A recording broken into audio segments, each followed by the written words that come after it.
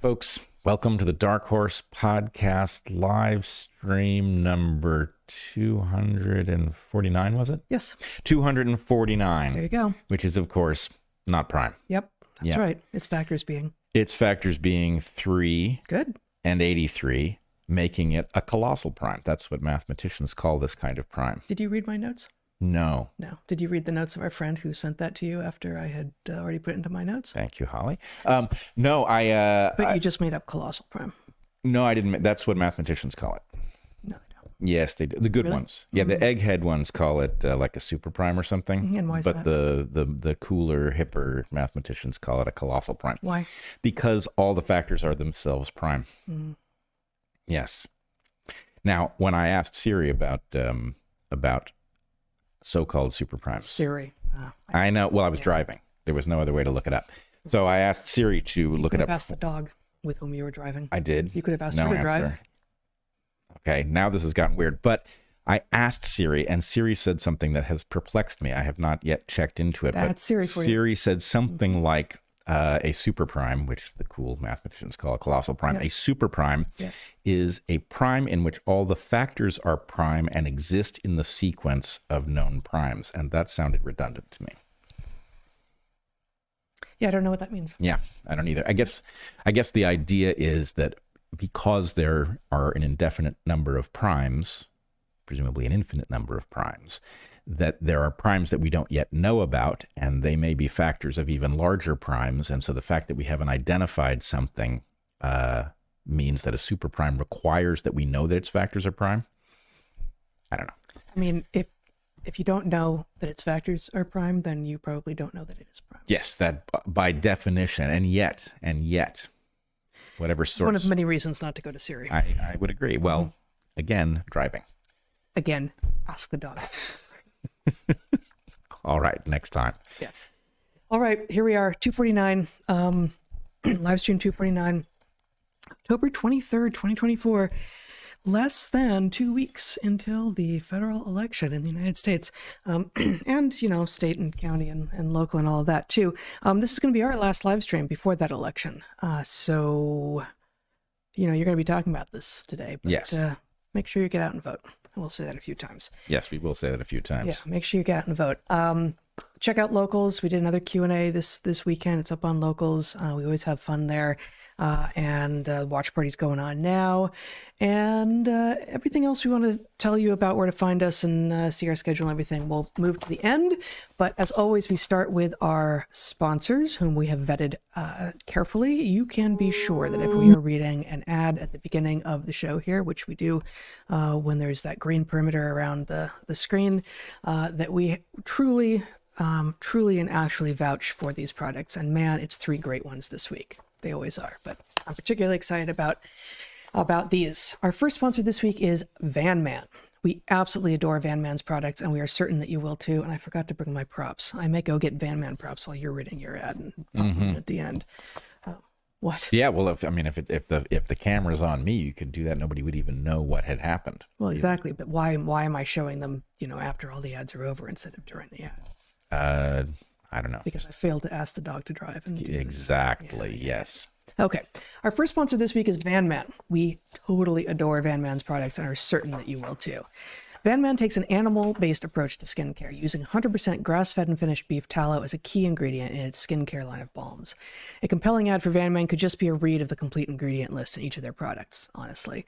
For instance, hopefully you don't need sunscreen often, but when you do, here's what's in VanMan's sunscreen. Complete list of ingredients: 100% grass-fed and finished beef tallow, organic olive oil, organic beeswax, organic unrefined shea butter, non-nano zinc oxide, and organic cocoa powder.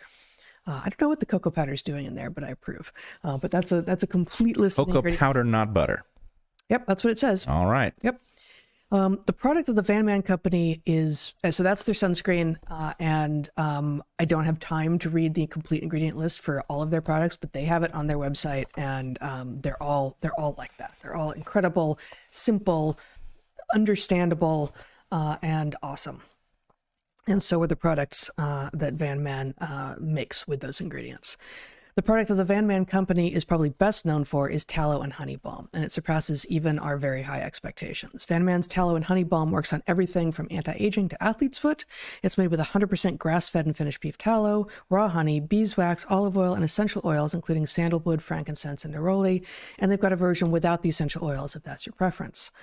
And VanMan stepped it up even further by making bison tallow and honey balm. It is out of this world. Smooth and rich, decadent and healing. It's got, and here's another ingredient list. Tallow from 100% grass-fed bison. Bison are fairly lean, so their fat is particularly nutrient-dense. Manuka honey, which has considerable antibacterial properties. Organic royal jelly, what the hive produces for queen bees to eat. And organic cold-pressed olive oil. VanMan also has a fantastic deodorant that contains magnesium, shea butter, and coconut charcoal. Their lip balm has no seed oils, of course, but that's a surprisingly rare find these days. So maybe you're needing to put lip balm on your lips because you're putting the stuff on it that's causing your lips to burn. Don't put seed oil on your lips. Use VanMan. They've got a tallow and honey soap, an all-natural insect repellent. It's brand new. We haven't tried that one yet because they just released that. A tooth powder containing both hydroxyapatite from beef bones and bentonite clay and more. And they've just introduced travel sizes too. And for all of their products, a little goes a long way. Get 10% off your first order when you go to vanman.shop/darkhorse and use code darkhorse10. That's darkhorse with the number 10, DARKHORSE 10. That's a new code, darkhorse10. And the link is vanman.shop/darkhorse. Try their amazing tallow products now. You will not be sorry. Now, is there a reference in there on the claim that bison are leaner? I did not chase that one down. Because I have an alternative hypothesis for what's going on there that does not involve them being leaner. So the claim is that their fat is particularly nutrient dense. And the hypothesis built into the claim is because bison are, and it's not phrased this way, but because bison are fairly lean, their fat is particularly nutrient dense. That's an implied hypothesis. And you are saying we are taking on faith for the moment that their fat is particularly nutrient dense. What is an alternative? No, it's that bison are leaner. And my alternative hypothesis is that because bison are more dangerous, people tell them they're leaner just to stay on their good side. Okay, so this has nothing to do with the product at all. No, I mean, it's tangentially related. Yeah, like very tangentially. Oh, you look great in those pants. Exactly, except bison don't wear pants, so this would be the natural go-to claim. Yeah, you have to find something else besides complimenting them on their fashion choices. Totally, absolutely. Although they do look pretty cool, you know. They do look very cool. For a bovid. Yeah, and I gotta say this bison tallow and honey balm that VanMan makes, amazing. So good. All right. Well, it's not your turn. Now, you were about to start. My script suggests otherwise. Yeah, but it's lying to you. Oh, okay. Well, but I didn't jump the gun for no reason. It told me that I should jump the gun, and we'll pivot. Yes. Okay. All right. All right. Our second sponsor this week is ARMRA, Ancient and Health-Giving. ARMRA is colostrum. Colostrum is the first food that every mammal eats. Produced in the first 2 or 3 days of an infant's life, it is nutritionally different from the milk that comes in afterwards. Colostrum serves many vital functions, including that of protecting and strengthening the mucosal barriers of infants before their own mature. Modern living breaks down your mucosal and immune barriers, but ARMRA colostrum rebuilds, protects, and strengthens them, creating a seal that guards against inflammation and everyday toxins, pollutants, and threats. ARMRA concentrates colostrum's 400-plus living nutrients into their most pure and bioavailable form. Bovine colostrum has been used to treat cancer, heart disease, rheumatoid arthritis, and maladies of the skin and the eyes, among many other health concerns. It's a general anti-inflammatory, and its use in adults is known to increase lean muscle mass, improve athletic performance and recovery time, support healthy digestion, and reduce allergy symptoms. ARMRA starts with sustainably sourced colostrum from grass-fed cows from their co-op of dairy farms in the U.S., and they source only the surplus colostrum after the calves are fully fed. Most colostrums use heat pasteurization, which deplete nutrient potency, but ARMRA does not. Their innovative process purifies and preserves the integrity of hundreds of bioactive nutrients, guaranteeing the highest potency and bioavailability of any colostrum available on the market. The quality control is far above industry standards, including being certified to be glyphosate-free. Benefits of ARMRA's colostrum include clearing of blemishes, shinier, thicker hair, stabilization of blood sugar levels, and acceleration of fat burning. And colostrum has been shown to significantly improve fitness endurance and significantly decrease recovery time after intense exercise. ARMRA is the real deal, and word is spreading. ARMRA has a special offer for the Dark Horse audience. Receive 15% off your first order. Go to tryarmra.com/darkhorse or enter Dark Horse to get 15% off your first order. That's tryarmra.com/darkhorse. Now it's your turn. Yes, it is my turn at this point. Yeah. Our third and final sponsor, he ad-libbed, is Fresh Pressed Olive Oil Club. We love these guys and their olive oils so very much. Extra virgin olive oil is delicious and nutritious. Really, it has all sorts of health benefits that we could mention, from being heart healthy to helping prevent Alzheimer's to being high in antioxidants. But you've been living on this planet, so you know these things well. Olive oil is, of course, a cornerstone of Mediterranean diets. It's used in everything. If you've ever had excellent fresh olive oil, you may wonder, no, that's not what it says on the paper, and Heather isn't here to mock me for messing it up, but it says, if you have... Did I miss an opportunity? Yes, I misread something, as is my wont. Yeah. Want, right. Just suddenly sounded, why would it be a want? It's definitely. I figured it was, but I wasn't going to guess. All right.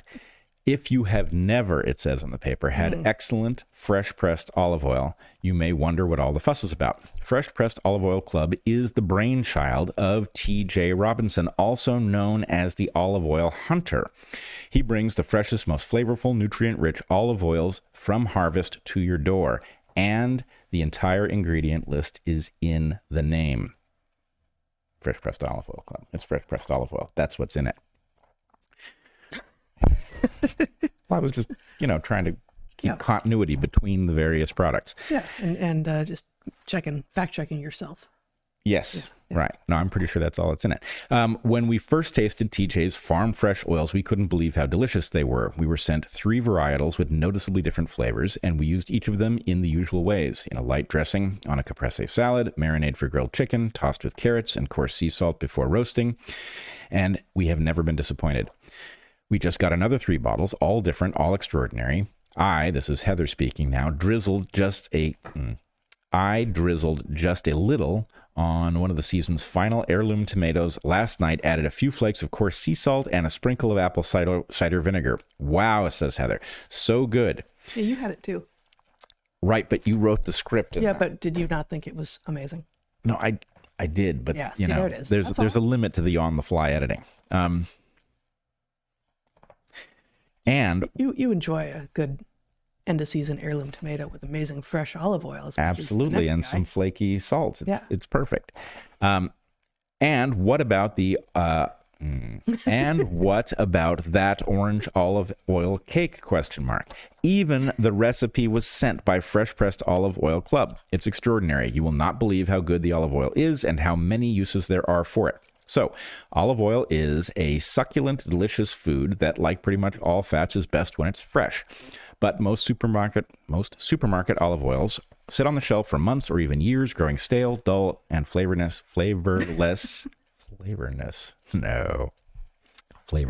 even rancid. The solution is to have fresh pressed artisanal olive oil shipped directly to you after each new harvest, when the oil's flavor and nutrients are at their peak. As an introduction to TJ Robinson's Fresh Pressed Olive Oil Club, he is willing to send you a full $39 bottle of one of the world's finest artisanal olive oils, fresh from the new harvest, for just $1 to help him cover shipping. And there's no commitment to buy anything now or ever. You get a free $39 bottle for just $1 shipping, and taste the difference freshness makes. Go to getfreshdarkhorse.com. That's getfreshdarkhorse.com for a free bottle and pay just $1 shipping. Awesome. Right.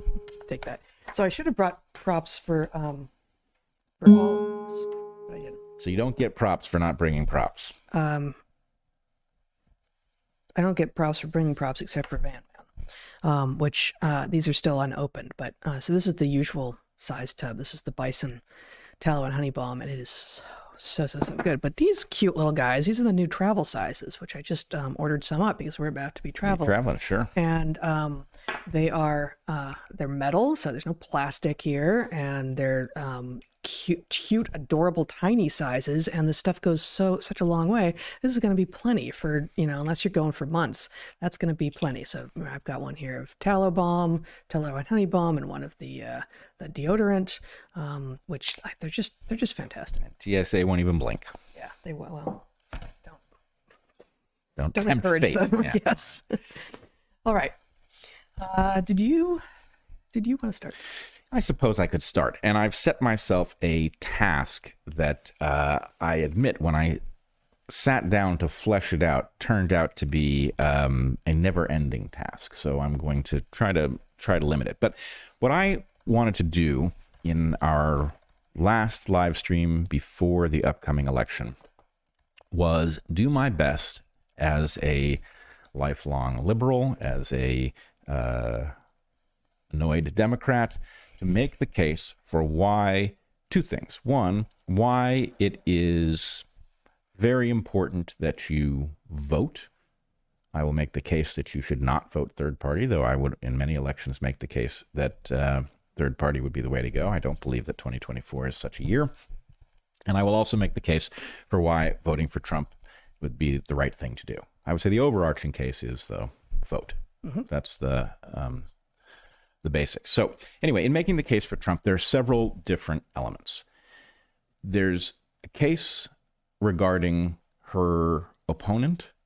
his opponent, Trump's opponent, who happens to be Kamala Harris, as many will have heard. And the case for voting against Kamala Harris is shockingly strong in its own right. It is not a highly elaborate case, but the small number of things that one can actually say in this domain are quite damning. And I just wanted to run through them. The first is that she is in no small way an insult to the electorate. That the record on which she might run turns out to be so thin. Her accomplishments are effectively non-existent. And I could imagine barely somebody who did not have a list of accomplishments, but who had some sort of significant vision for the country. But she offers no vision and no track record that might justify a vote for her. And in lieu of that, what we are handed are demographic parameters, which are not an argument for the quality of a leader of any sort. And so I think it is actually a finger in the eye of voters that this person has been nominated by this party. And it's not like the party somehow fell in love with her and nominated her because of her winning personality. In fact, when she has run, she has not been popular at all. So the party literally installed this person on the ticket, and that is an insult to all of us. That in and of itself is disqualifying. There's a second argument in the case of Kamala Harris, though, which I find equally disqualifying, and I don't hear it described very much. But if we are to believe Seymour Hersh, and I think we have every reason to believe Seymour Hersh. This is an old school journalist with a long career of spectacular successes and recognition, who has no reason to risk that legacy over a false story. And his story tells us that what happened at the point when Kamala, just before Kamala became the nominee, is that Kamala participated in a political maneuver to force Joe Biden from the race. And in the aftermath of that, so the threat was used of the 25th Amendment, that the president would be forced from office if he did not elect to step down from his role on the Democratic ticket. And then, having stepped out of the race, Kamala Harris did not, as vice president, then use the 25th Amendment to eliminate him from the office, leaving a president who was decrepit enough for that threat to function. And that's far from the only piece of evidence that we have that he's decrepit enough that he should not be in the office. But she left him in the office, leaving not only Americans in jeopardy, having a leader who is incapable of performing this role well, but leaving the entire world in jeopardy. Because, of course, what we have seen in the aftermath of that move is we have seen the United States acting in a way that is belligerent in Ukraine towards our old Cold War foe, Russia. And so something is behaving recklessly with nuclear weapons, and it is doing so in Joe Biden's name. Every person on earth has a stake in us not playing dangerous nuclear games, and Kamala Harris has left this situation as it was, even though she actually has the power to usher the president out of the office on the basis that he is not capable of discharging his duties. Just to show you receipts here, we did talk about this several live streams ago in live stream 236, but here is Seymour Hersh's reporting that you were referring to, leaving Las Vegas inside the last tortured days of the Biden campaign. And this is exactly this is the PDF of his Substack that we showed in live stream 236. And I'll just go down. We again shared this before. On Sunday morning, the official told me, with the approval of Pelosi and Schumer, Obama called Biden after breakfast and said, "Here's the deal. We have Kamala's approval to invoke the 25th Amendment. The amendment provides that when the president is determined by the vice president and others to be unfit to carry out the powers and duties of his office, the vice president shall assume those duties." Assuming that is true, and it has been a couple months since that came out, and no one has challenged that claim, then either the 25th Amendment is legitimately capable of being invoked and therefore needs to be invoked, or it can't be invoked, in which case it would be an idle threat. So if it was in fact put out as a threat and then Biden is allowed to remain in office, presumably because the electorate being able to see 6 months of Kamala in office would be the death knell for her candidacy, that itself is a betrayal of the Constitution that Kamala was part and parcel of. Yes, she swore an oath to it, and she is derelict of duty with respect to that oath. And I would just point out, this would be terrifying enough if this was a calm moment in world history. But you have the Chinese activating their military, presumably in some kind of preparation or wanting to appear preparing to attack Taiwan. You have a hot war in Ukraine in which we are somehow backing a threat inside the borders of Russia, a profoundly nuclear state. We have war in the Middle East, in which threatens to ratchet up into a war between Israel and Iran. This is not a moment when you can have somebody who is not in full possession of their faculties in that office. And Kamala Harris has left a demented man in that position, and something else is acting in his stead. Either that, or maybe these moves are as dumb as they look because you've got a senile person deciding what we're supposed to be doing. There's no way this is tolerable. It is absolutely disqualifying in and of itself. Okay. So you have two things that disqualify Kamala as the candidate from, I believe, a rational vote by anybody. I would make that list a lot longer, but go on. Yep, but necessary. These are sufficient, each sufficient on its own, I think. It's not... The first being no demonstrable accomplishments or skills. Yep. Which is rather a large category. Not qualified for the job, and not, presumably the American public is entitled to elect somebody because it has an intuition they might be qualified. That would be an irresponsible thing for the electorate to do. But in a democratic republic, the electorate has the right to do that. But the Democratic Party doesn't believe in primaries anymore. It literally has argued for its right to rig them. And in this case, it didn't even rig a primary. It just installed somebody. These things paint quite a dire picture. If you believe in the consent of the governed, Kamala Harris cannot be the choice. There's nothing that merits a vote there. But we also have an entirely separate list of reasons not to vote in that direction that have to do with the party that put us in this insane predicament. And I would just argue that, again, I have retained my membership in the Democratic Party specifically so that as I point these things out, it doesn't strike people as, just politics. Of course, the other side would claim everything's wrong with the Democratic Party. I would love for the Democratic Party to be an honorable party that attempts to do right by the American people. And the fact that it isn't that is shameful and unacceptable. We are entitled to a party that represents us, and the blue team has clearly decided not to do that.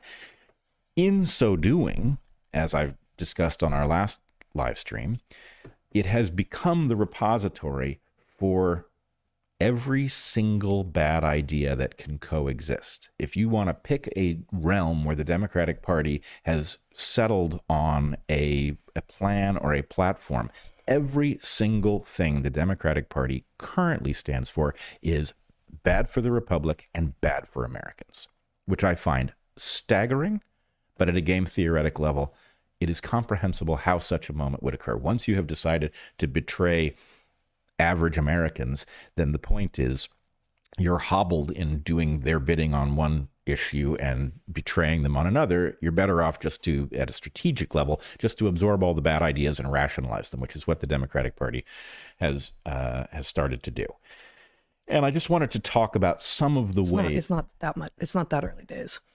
No, it's been going on for quite some time. I mean, I really, the party was a despicable mess at the point that Clinton took office. But what has happened since Clinton took office and essentially betrayed the labor movement and cut working Americans off from having any party that represented them has been terrifying, right? This is just a party that, to the extent you can back out what its values must be in light of what it's advocating, it just hates decent people. It's really awful. But anyway, what the blue team, the Democrats, have done is they have essentially created a de facto two-tier society where it's not that the rules that they want are inherently awful. It's that there's always a choice between two rules, and you get one version if you're their favorite, and you get another version if they don't like you. And this is specifically un-American. So I would point out that the weaponization of the courts, most people, because they didn't go to law school and they didn't grow up thinking about the law, do not realize what a terrifying fact that is. To have the courts turned against some people and not others, to have, justice be unblinded it is the thing that will bring about the destruction of a society most assuredly. And this really is the Democrats having done this. They've turned these courts into a mockery of the idea of equal protection under the law, right? Equal protection under the law is the idea that it doesn't matter who you are when you show up in court. The court will treat you the same way it would treat anybody else. It doesn't matter what color you are. It doesn't matter what religion you are. It doesn't matter what ideology. There's something in the law. Let's say it's a crime. And the question is, did you violate it? Did you violate it according to some evenly applied standard and in light of the view of 12 average people, right? Did you violate the law or not? Not, are you allowed to violate the law? Right. And this used to be implicitly a point that many people on the left understood and were active about. And I'm thinking specifically about rape and how it has been, how it has been, I can't think of the right word legally, how it has been adjudicated in courts, where the idea of, did you see what she was wearing, has been understood to be a bridge way too far, right? Like, yes, separately, yes, women can act in ways to decrease the chances that they are raped, but they are never asking for it, right? And so the never asking for it, and therefore it doesn't matter what she was wearing, she wasn't asking for it, and she didn't deserve that, and did he rape her? That's the only question that's relevant, is a kind of recognition that it doesn't matter who you are, what you think, who you voted for, we get equal protection under the law.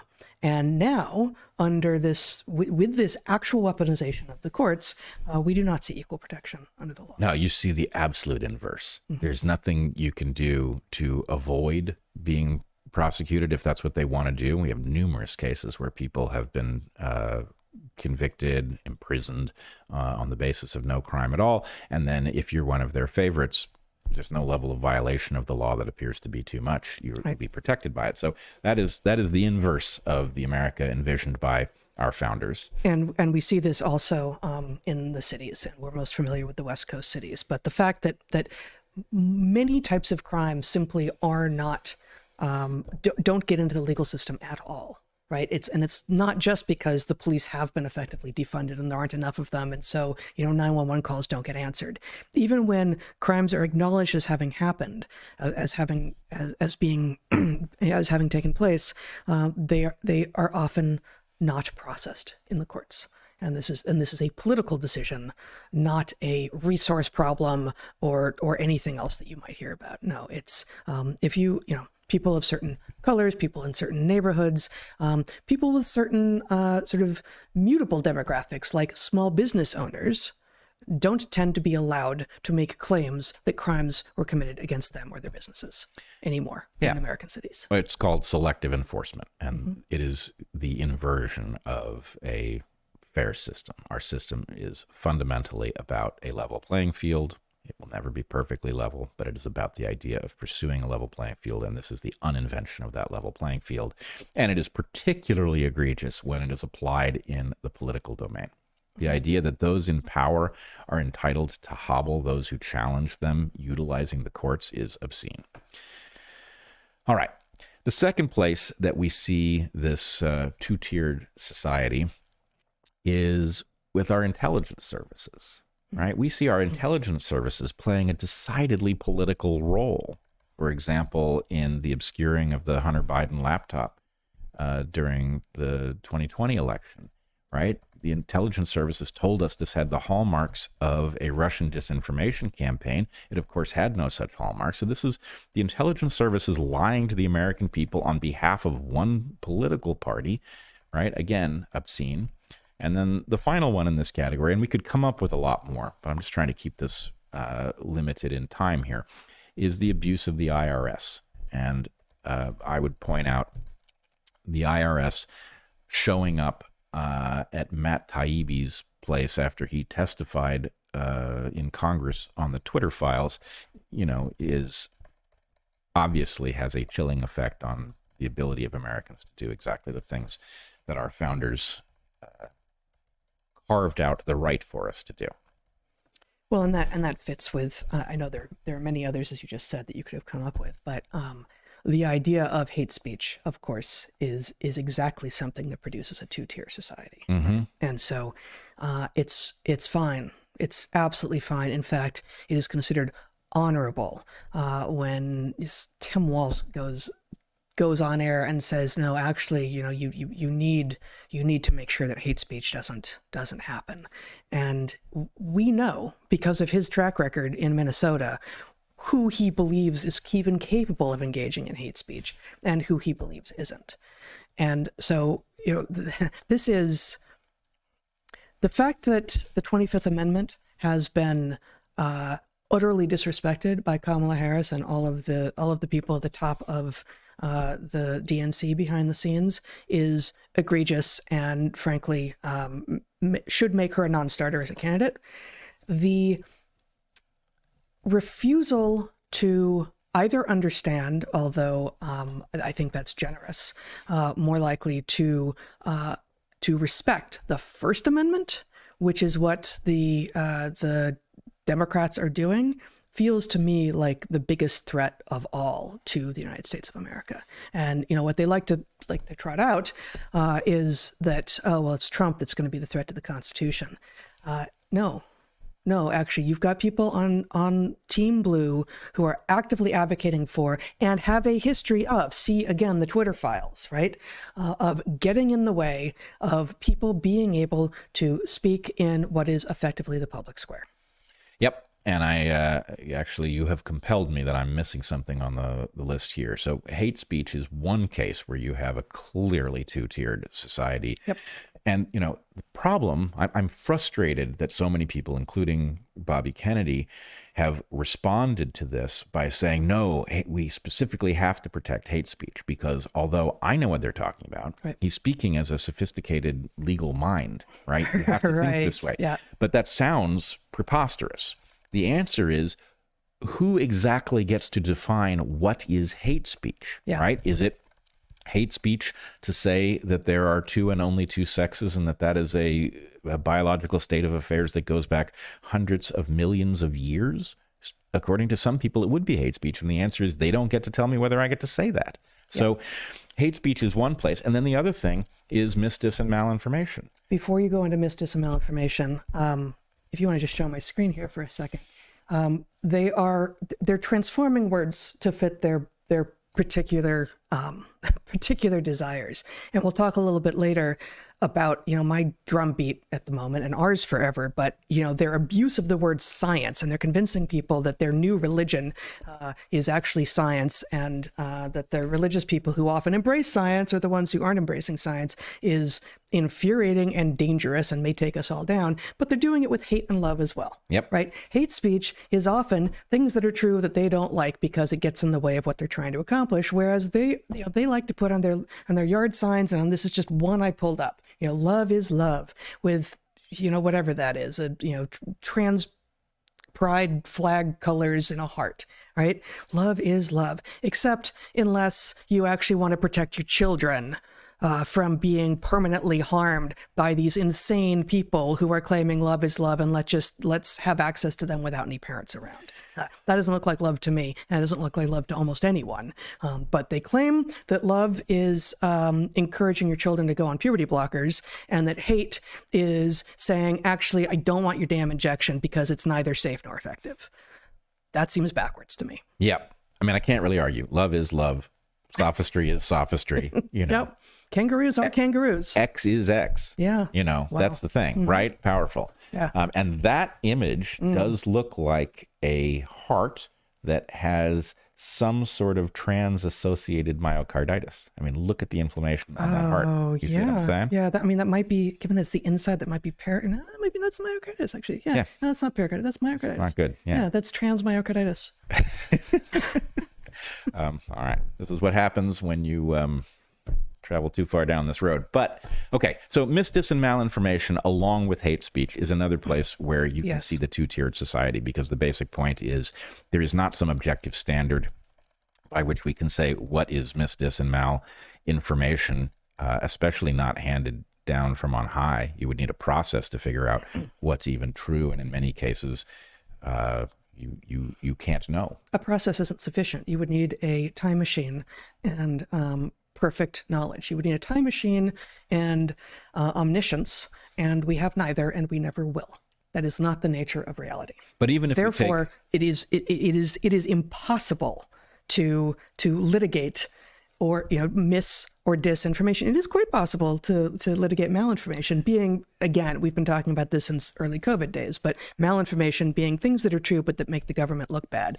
So yeah, they can definitely point out those things, but the idea that malinformation is going to be an offense in a court of law is itself should be a mark against voting for the team that brought you that, and that would be Team Blue. Yep. And I would point out, you can see the two-tieredness of it, right? Mm-hmm. Not just the absurdity of it, but the two-tieredness of it based on the amount of disinformation, right? Disinformation is the actually onerous category. This is intentional lies. And nobody was a bigger distributor of intentional lies about COVID than the federal government, right? You're not a horse, Bret. That part was true, but the number of lies that they foisted onto the public was impressive. It would have been hard to lie more consistently than they did. And so the point is, why are they not downstream of their own, their own claim that disinformation, I remind you, is terrorism, right? Because this would seem to imply that the CDC is a terrorist organization according to their own definition. And of course, you hear no word of this, because disinformation is only when it is somebody they don't like, who they can portray as trafficking in this stuff. It's two-tiered. It's onerous. It's absurd that they defined it as terrorism, which invokes all kinds of anti-constitutional privileges of the executive branch. And it's applied in an utterly inconsistent way based on whether they like you or dislike you. So the two-tiered stuff is, again, sufficient reason to vote against the blue team. My next category has to do with the decimation and repurposing of federal agencies for political purposes. And I would point out that FEMA, we have recently been reminded, is now utterly incapable of managing a disaster to the benefit of its victims. Right? This is something we have all paid into mightily with our taxes. And yet, if you get struck by a hurricane and you happen to live in Appalachia, then FEMA shows up a week late, and at that point it's obsessed with paperwork and getting people, quote unquote, into the system to get them their $750. This is not the rescue effort that we are entitled to. This is a prosperous society in which we have this apparatus, which, like the fire department, sits there idle until it's needed, and then it's supposed to show up in force and solve the problem and rescue people, and it just simply didn't do it. So yeah, the firemen don't show up and get the signatures first. We don't live in that world. You know who did? Back in the early days. I know, right? Back in the early days, fire departments were a service that you contracted with, and you had an emblem high on your building that said which service was supposed to put out the fire. Because you paid in. Because you paid in. But we're all paying into FEMA. Right. That we are not living in. I don't know when that was. I'm going to guess, mid 19th century, something like this. 18th century. Oh, before, even earlier. So we no longer live in that age, thankfully. And FEMA has never been that. FEMA is too new for that to ever have been the model by which they worked. And yet, what they did was start asking for people to fill out paperwork first. Yeah. It's obscene. And and guess what? The blue team acknowledged nothing about the problem. It's not like the executive branch looked at FEMA and said, uh-oh, what the hell? This agency has become decrepit. They claimed nothing bad happened. And in fact, they came after those of us who pointed out that there was a lack of, helicopters in the sky quickly after the storm had cleared to find people who were stranded. And that it was, in fact, it was blocking runways in order to prevent private people from stepping in. So the fact that the Biden administration, along with Kamala Harris, was not up in arms. I mean, it would have been interesting if Kamala Harris had taken Biden to task over his failure to do the right thing when FEMA failed to show up. That would have been interesting. But or showed up herself and taken a look around and seen what was happening. Right. Of course, late and photo op is the only way that this stuff happens now. So, okay, FEMA has been decimated. The CDC and FDA have been repurposed. These are now effectively trade organizations with a governmental stamp and extraordinary rights that now arrange to get rid of drugs from the market that are useful to fend off a pathogen that, frankly, was federally funded in its creation. So to the tune of a quarter of $1 billion. Yes. I mean, not all of that is going to have been SARS-CoV-2, but there's recent evidence that the amount of federal funds of grant money that the NIH delivered to Ralph Baric, who then distributed, among others, to his colleagues in China, was over $250 million with a B dollars. $250 million that created arguably the largest error, in my opinion, in human history, in the sense that this is a pathogen that we are now stuck with indefinitely. And so even if the illness that you tend to get from it isn't all that serious for a healthy person, the fact that you're going to get it many times in a lifetime is deeply troubling. And there's no... And even just... I mean, maybe this is one of the most trivial parts of it, but in all parts of the country, as far as we've heard, late summer and early fall is now a season where people are getting really sick. And it was always true that when kids went back to school, including, university kids, like when our kids were young and we were professors at a university, everyone got a little bit sick as everyone went back to school and exchanged all sorts of, things that they hadn't been exchanging before. But these were relatively minor. This wasn't flu season. Flu season came much, much later. And in late summer and early fall now, a lot of people are getting really, really sick reliably. That has changed the seasonality, extended the seasonality of extreme illness season. And that is directly downstream of the research that Ralph Baric and his cronies were paid $250 million of taxpayer money to fund. And that's, that's downstream in turn of Fauci and of, this is not a completely modern democratic phenomenon. But this is about the politicization of science, the perverse incentives when you get money, making decisions about what science gets funded and what you're allowed to talk about. And basically, the Democrats became the party of big pharma. Yep. That's what they are now. Of all bad ideas, maybe the baddest. All right. So that was the decimation and repurposing of federal agencies. My next category is the destruction of basic values. And this is the category that just goes on indefinitely. We've already talked about equal protection under the law, which has been decimated by the blue team and the weaponization of the courts. But there's also the idea of equal opportunity. And this one, you know, those of us who've been fighting against the woke revolution have talked a lot about it, but this one gets lost because so much of the harm is done under the banner of equity, which is a term most people have a vague relationship with. They may think it's the same, it's a fancy term for equality, and it's not. It's the inversion because it involves the equalization of outcomes, which is A, completely unfair, and B, destructive of the goose that lays the golden eggs. You're, you know, cutting down the fruit tree to burn its wood. You're eating the seed corn. You are taking the thing that causes us to strive and do well, and you are destroying it to redistribute the products in some short time scale, which isn't fair. It masquerades as fairness. It's really the inverse. But the point is, merit is the thing that creates wealth, right? And everybody should have the opportunity to pursue the creation of wealth from which we all benefit, and you should be rewarded when you succeed in producing wealth. That's the way the thing functions. Nobody has demonstrated a successful alternative to that. This is the best way to create wealth, and the best way to kill it is to decide that any accumulation of wealth is the result of unfairness and to redistribute it to people who have not demonstrated merit. Now, I'm not arguing that we have gotten anywhere near equal opportunity, but I am arguing that was always the appropriate goal, and this equity stuff is poison. And we were moving in that direction, and we were moving fast, actually. Yep. We had become a much more equal society by the, I'm going to just go with like mid-aughts, than we had been even when we were kids in the 70s and 80s. But even then, it was clear.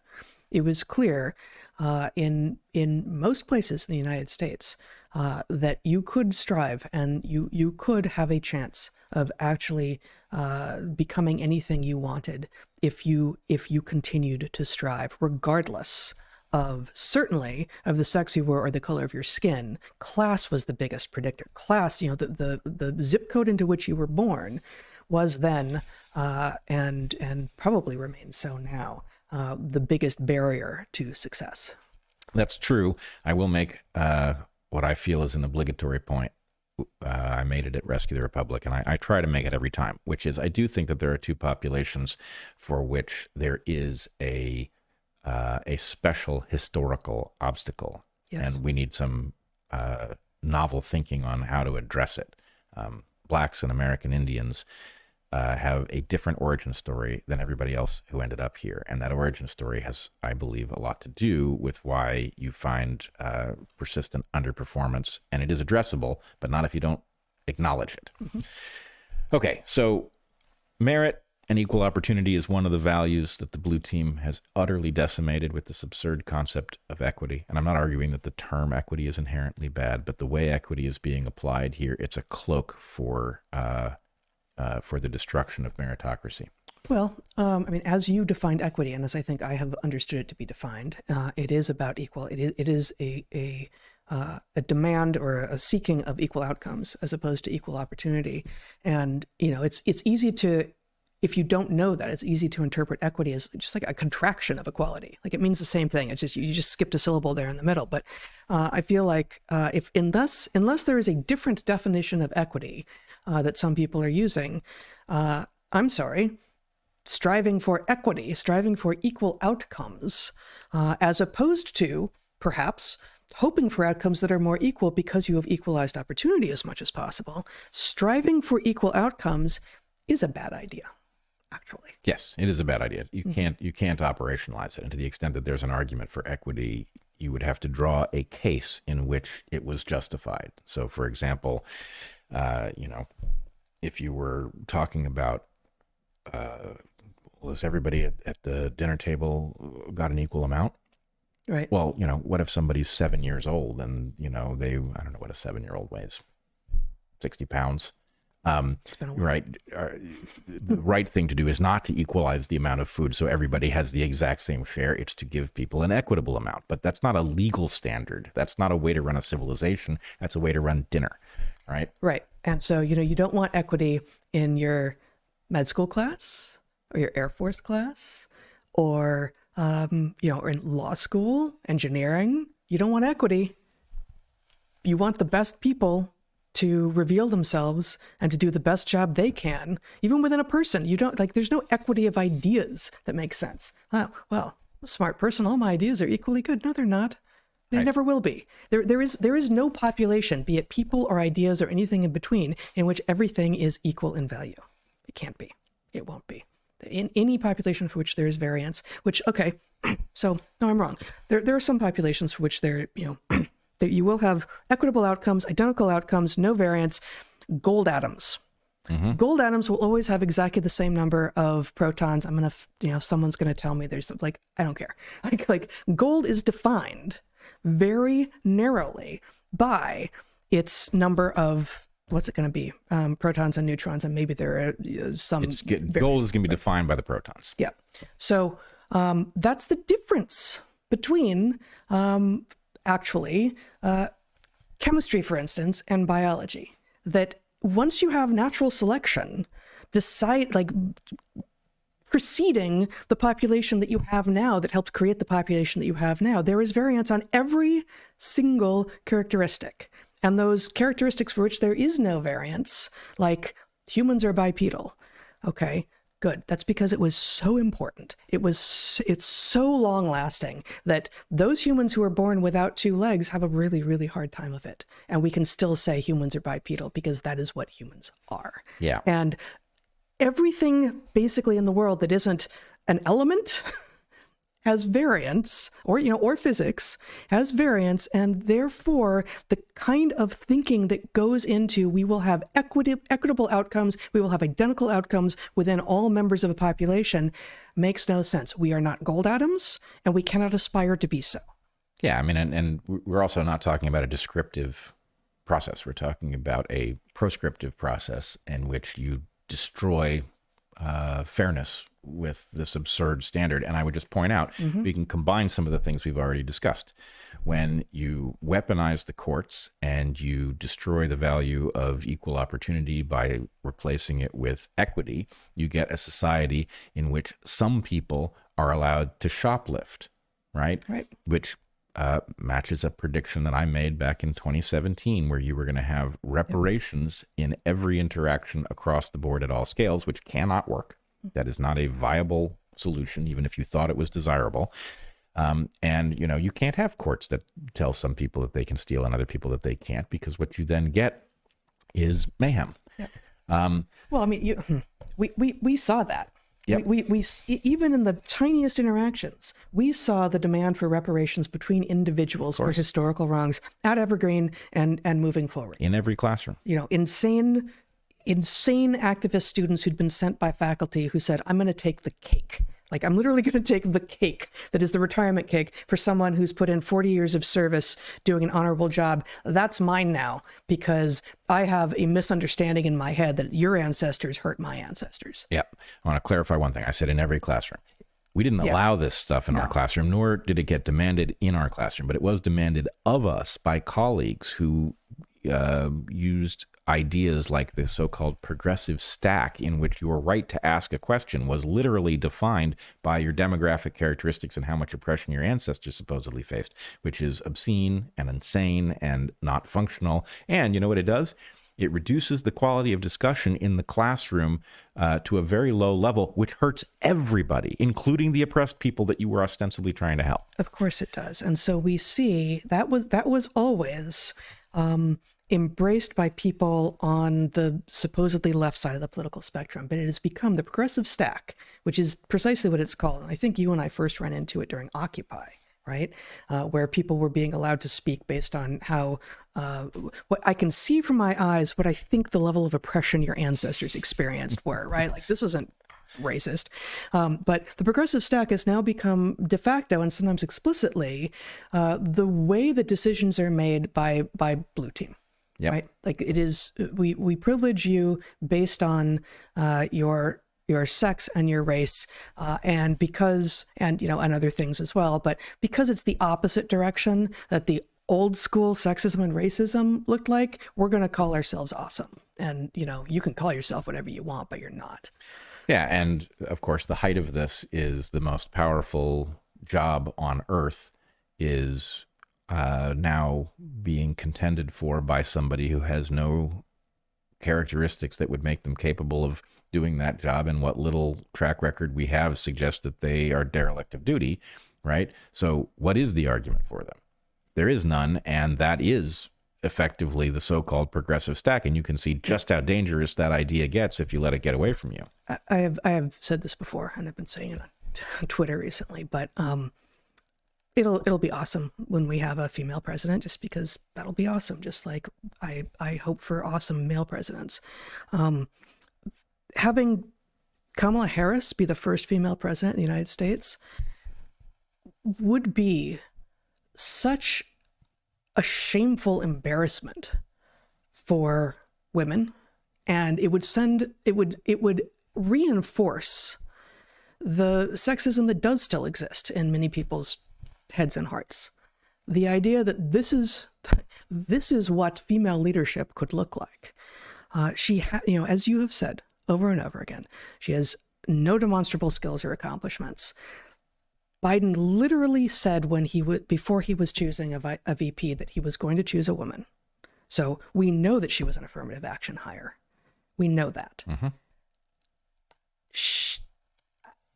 I can't imagine how anyone is listening to her, looking at her track record, choosing to check that box.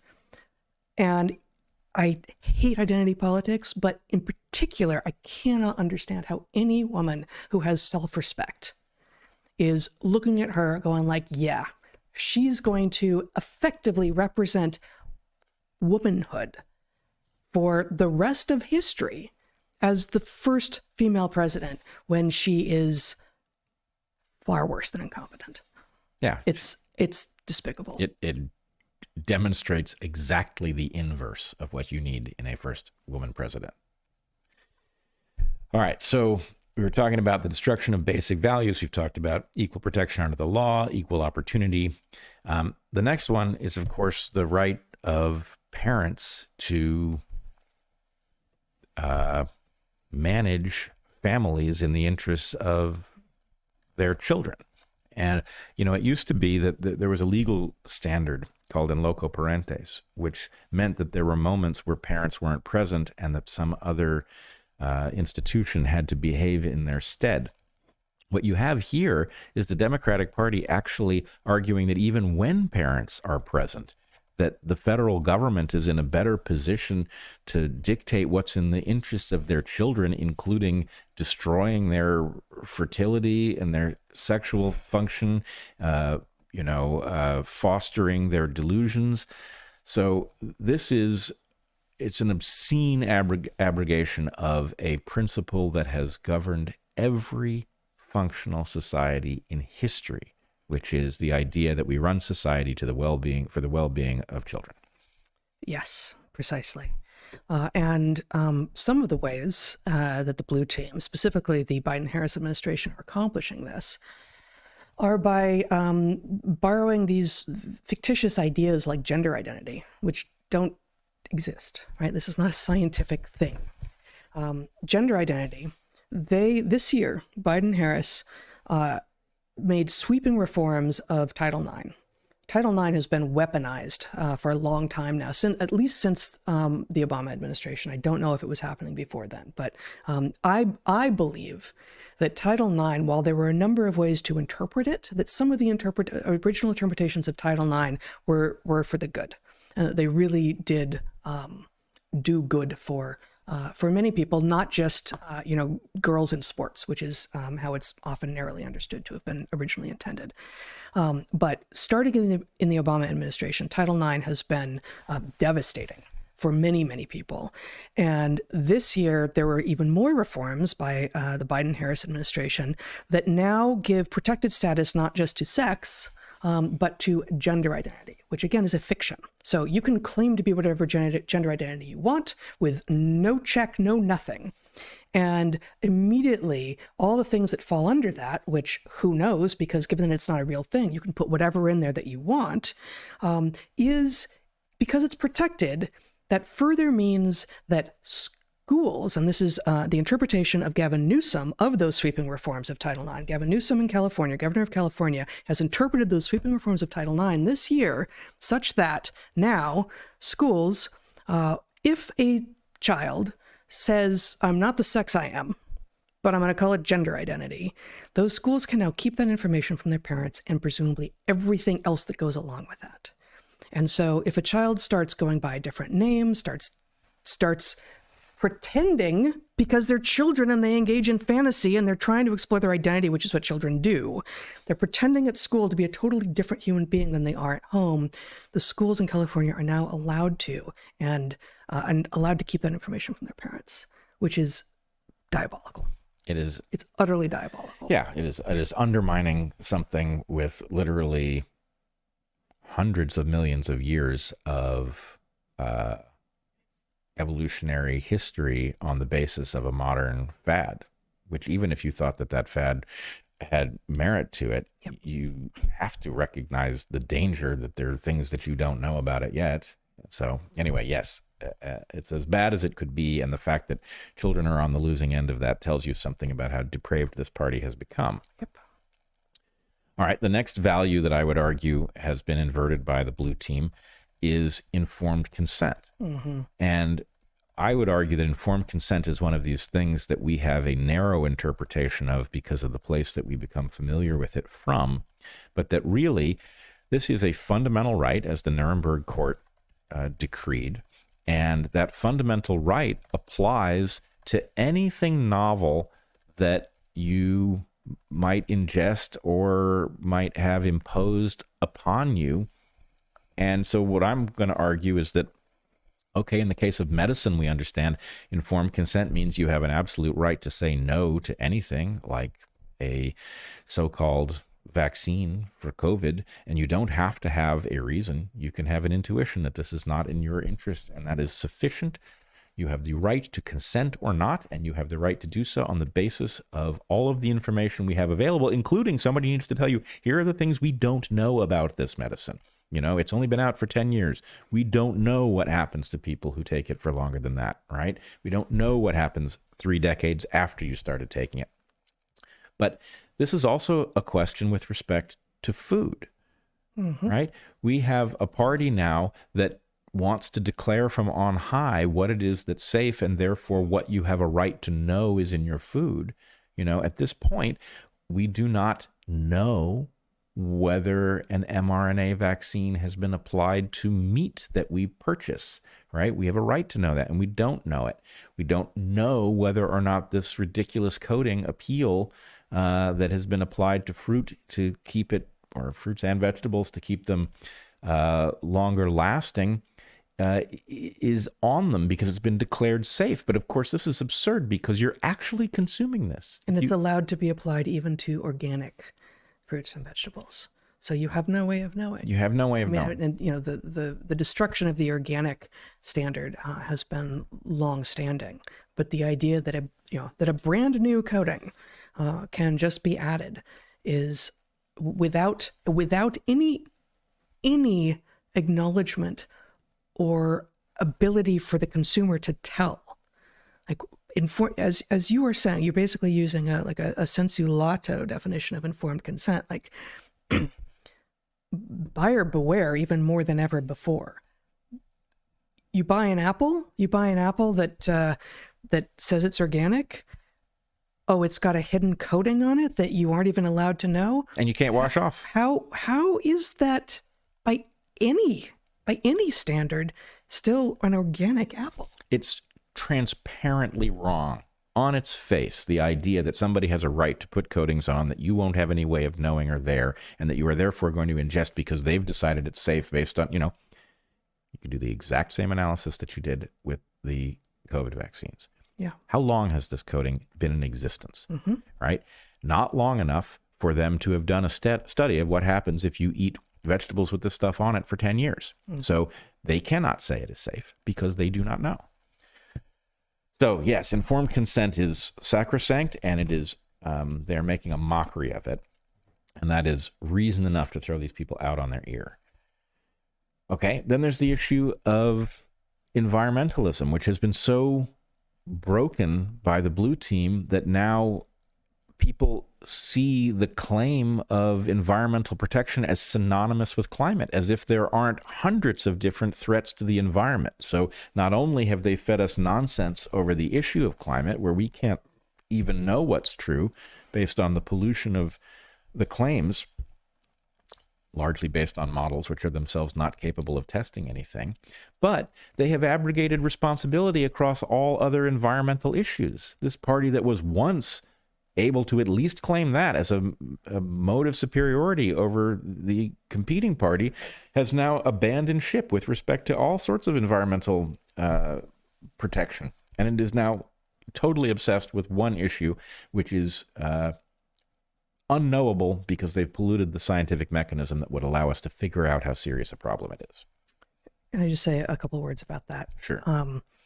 Because I wrote about that issue, those issues on natural selections this week. And we have, you can share my screen here if you like, the world weather attribution, which is its own mess. We saw in Forbes this week, and there's a Yale site that is saying, oh, these recent storms, Helena?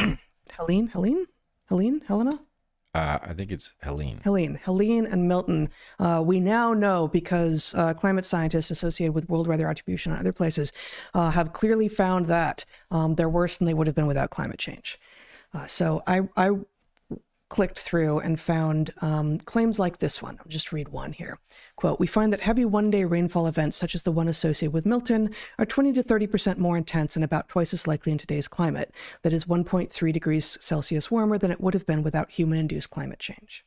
So just take that sentence there. Okay, so what is actually going on with regard to the research that they did, it's entirely models, and there are a ton of problems with models, as we have talked about before, especially when people are using models and then pretending that what they were using were empirically generated data. Very, very different categories of evidence. But the models that these guys are using find that higher temperatures are more likely to produce bigger storms, and that the temperatures are higher now than they used to be. So those are the two things that their models are producing. Put aside for the moment whether or not that's true. Like, that's the usual place where we get stuck, right? Like, the models may just be wrong. That's all you've got. We don't know. But assume for the moment that the models are right. This sentence has in it a conclusion. The world is warmer than it would have been without human-induced climate change. The conclusion is it's human-induced climate change that caused the problem. But there is nothing in the research that actually says that. They have gone in with an assumption about if we find, presumably, that worse storms because higher temperatures than before, that's model-based. And if we find that it's higher than before, therefore the storms are worse, then it's human-induced climate change, it's anthropogenic climate change. But they literally didn't do that work at all. That is simply an assumption masquerading as a conclusion. And it is, again, I don't know how many times I've said this word in this podcast, but it is diabolical. Like, and as I also say here, exactly as you did, the environment may be, I don't know, the First Amendment is vying for it at this point, but the environment may be the most important issue of all to me. I am a proud environmentalist. I don't know if I can say I'm a proud feminist anymore, but like, I'm a proud environmentalist, always will be, always have been, have some ideas, a lot of them based on what we have experienced in the world in many far-flung places about how we could actually be protecting our environment. And the conflation of protecting the environment with climate change is bewildering and horrifying, especially given that climate science is largely a racket. And here's one perfect example of it being a racket. Even if you accept their models, the conclusion they've come to has nothing to do with the models that they've produced. Nothing. It's unrelated. They have just gone in with an assumption and tacked it onto the end as if it's the conclusion. It's lies all the way down. Yeah, it's completely uninteresting. It's almost a tautology. I mean, because really it's exactly what it says a tautology is you've got more energy in the system, therefore it will increase the amplitude of the stuff circulating in the system. No kidding. And then the point is, well, do you have more energy circulating in the system? And of course, it's a complex system, so you don't know because you have all kinds of factors. That's true, but I think you're actually missing my main point. Like, that's all about the models, and are the models true and all of this. But is anthropogenic climate change the reason that things are getting worse? Well, maybe. I suspect that our industrial behavior is affecting climate. I don't know, because I don't trust any of the research that's being done. But, you've been talking to some people, and we've been talking about some other possible reasons that the climate might be changing that have nothing to do with our activities here on Earth, right? Are there other possible reasons that climate change might be happening that aren't anthropogenic? Yes, there are. Why are those never in the list of hypotheses? Because they're never even proposed as hypotheses. They are not on the list of possibilities. The only thing that we are allowed to conclude, if the models conclude that the climate is changing, is that the climate is changing because of human behavior. That is the only thing on the list, and that is not science. That is not how science is done. It is not only the only thing we are allowed to conclude, it is, as best as they can arrange it, the only thing we are allowed to consider. That's my point. I know it's your point. Yes. I know it's your point. But the point is, it will spit out a tautology every time. Yes. And it, for lack of a better metaphor, this obsession with climate, which is based on circular reasoning, which doesn't mean we don't have a climate problem, but we don't know because we have circular reasoning built into the way we get here. Yep. But it sucks up all the oxygen in the room and turns it into CO2. I mean, that's it. Right? Yeah. You can't discuss any other possibility. In addition, it puts all of these resources, and I was just like, I was voting this morning, and there are a number of things in the state of Washington having to do with carbon, right? And like, definitely in order to mitigate the effects of anthropogenic climate change, you have to deal with carbon. Like, maybe. But that's literally the only thing that we're allowed to consider. And that's where all these resources are going. And that's where the corporations are getting their kickbacks with regard to mitigating carbon. How about something other than carbon? Like, that's the way science works. We're not allowed to. We need to consider all of the possible alternative explanations for why we're seeing what we're seeing. And if we don't, we haven't done science. Yep. No, this is it's become a racket. All right. So conservation. We have the formerly, the party that cared about the environment has surrendered on caring about the environment, has been obsessed with one issue and doesn't even allow us to consider other things. Yep. And, on a very different front, we have now gone from aspiring to judge people based on the content of their character rather than the color of their skin to now being hyper acute. Mm-hmm. Acutely focused on the color of people's skin. In fact, we are told that it's a requirement that we do this in order to be equitable. Right. So that's obscene for us to take one of the great triumphs of, the 20th century liberalism and, go into such a regressive mode where we become race obsessed. Again, it's the inversion of what it is to be American. And then the last category here under the inversion of all of these values is what has been done on the blue team's watch to truth-seeking. Mm. And this is actually the equivalent of blinding ourselves in an effort to keep civilization running and figure out what opportunities exist and what hazards we may face. What we've done is we've taken the only processes that allow us to do this well so that we get better at over time, and we have replaced the truth-seeking with activism. And we are told that this is a good, right? In the same way that we are told we must be race-obsessed in order to be fair, We have to be activists in order to seek truth, which means obscuring truth, right? Because activists are not about truth. You have to choose, as Jonathan Haidt has pointed out repeatedly, you have to choose which of these things is your mission. You can't do both. So we now have activist professors who will lie to us about gender and climate and everything else because they think the greater good is served by us coming to believe some simplistic version of reality. We have activist judges who are now altering the law and persecuting some individuals based on perceived flaws of character and letting others go scot-free. We have bureaucrats who are acting as activists rather than just simply trying to apply the rules that they are charged with applying.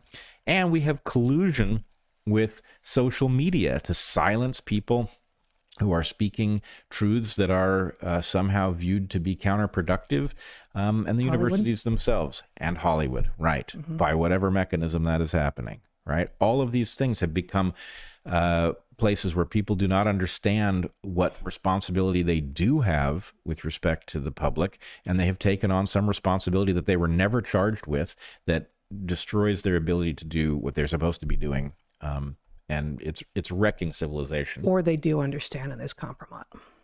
Yeah, which is why I say in the Hollywood case, we don't know why they're doing it, right? Yep. They're telling worse stories that can't possibly compel anybody. You would seem obvious that they should go back to telling complex stories that have enough nuance to be worth paying attention to, but they can't help themselves but lecture us. Maybe that's about something. Yeah. Okay, next category entirely. We step out of the values question, and the blue team has been absolutely steadfast and ruthless in handing over our national and individual sovereignty to organizations over which we do not have influence. So I would point to the World Health Organization, which masquerades as a global governmental body, but is actually in large measure a private entity fueled by private money, like pharma money, and under private direction, right? The WHO sought, we barely beat them, but they sought the right to tell us what we were allowed to discuss, what medications we were allowed to take, what medications we would be forbidden. They sought their right to... And which ones we would be forced to take. We would be forced to take, including gene therapies. They actually had that spelled out in their document. Yep. They wanted the right to reallocate for reasons of equity, the location of medications. So if you can't stop people from taking ivermectin for COVID, you can simply move all the ivermectin to some other part of the world so people can't access it. I mean, this is obscene. Yep. And the U.S. has been pushing it. They've also taken our sovereignty and they have destroyed it by partnering in the Five Eyes Alliance so that they can effectively take things that your government is forbidden to do to its own citizens, and they can farm that work out to other governments. We got another hint of this yesterday, shocking actually, that we now have documentation where the Brits have been charged with destroying, quote unquote, Musk's Twitter. So this is not the Five Eyes necessarily, but they've been, what was the verb used? They've been what with? Charged with, by whom? By Five Eyes? Presumably elites in the U.S. who find Twitter and its tendency to allow us to talk about things that can't be discussed elsewhere, right? So they find this, of course, because 0 is a special number, they find this galling, and so they want to destroy Twitter, and they've, actually got plans. They're not just going to gripe about it. They're going to do what they can. And then, of course, the UN, similarly, actually, it is now pursuing many of the same rights, quote unquote, that the WHO was pursuing when we barely defeated them this summer. Yep. Okay, next category involves the decimation of the Constitution. Now, in this one, we have to be a little careful because the decimation of the American Constitution, I would say, is equal parts the responsibility of Republicans and Democrats. What happened after 9/11, the Patriot Act, and what followed it began under the Bush administration. It then continued under the Obama administration, and the two of them together have brought the Constitution to its knees. In effect, what we have is the executive branch empowered to eliminate any constitutional right you might have on the basis that they are doing so to prevent terrorism. Who gets to define what's terrorism? The executive branch. This can literally be done in secret. The executive branch can decide you're a terrorist. When the Department of Homeland Security says that trafficking in misdis and malinformation is terrorism, what they're telling you is we reserve the right to eliminate all your constitutional protections because we say you're a terrorist. What makes you a terrorist is the fact that you've made an error, you've told a lie, or you've said something true that's awkward for us, right? If those things constitute terrorism, and they can literally pull you off any street in the world, and they can incarcerate you without your right to see the evidence against you, to even know what you're charged with, you don't have any constitutional rights.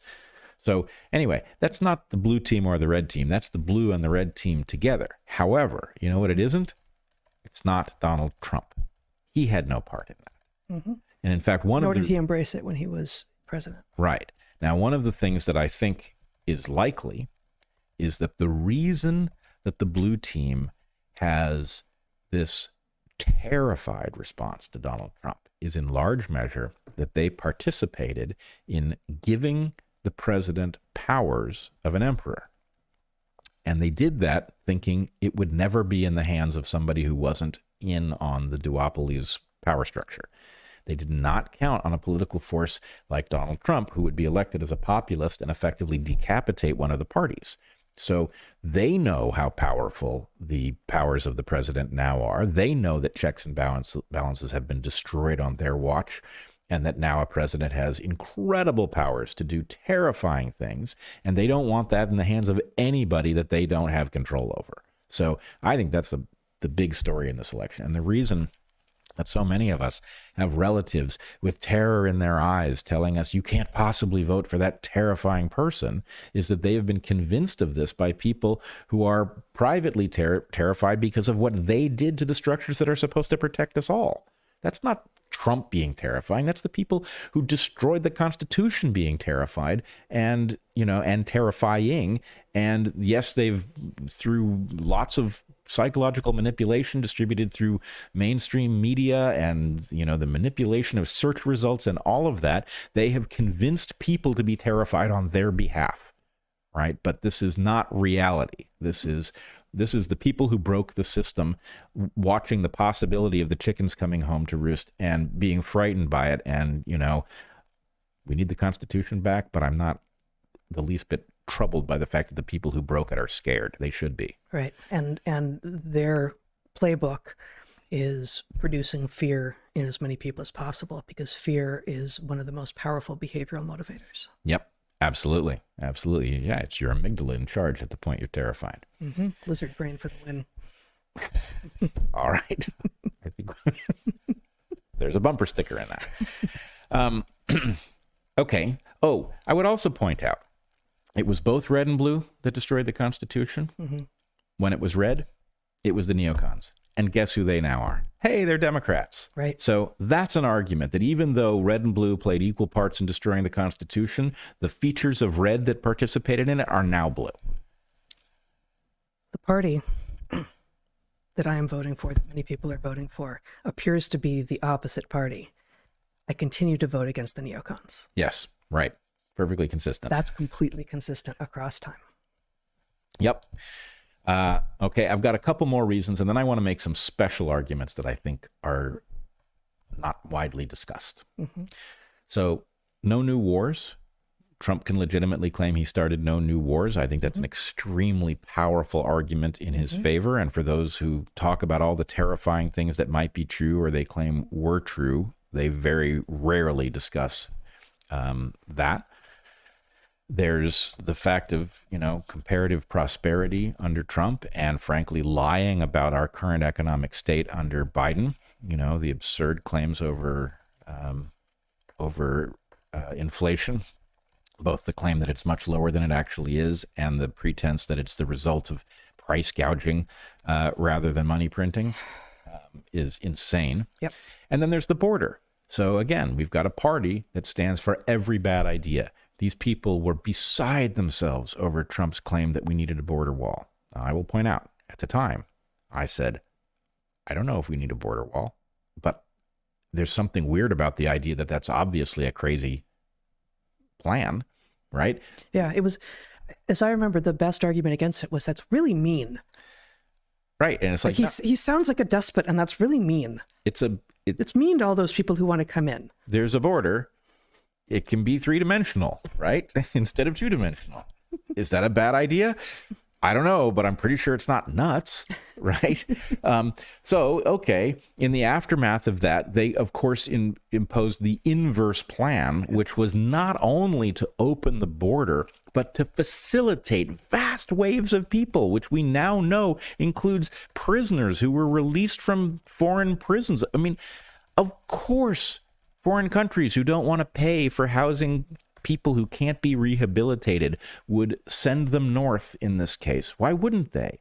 Right? Of course, our enemies have noticed that our border is open and that if they want to bring people or stuff into the country, they can use that open border to do it. Of course, this couldn't possibly be a bigger betrayal of the American public. And I don't know what to make of the idea that the plan all along was to use these people to shape elections.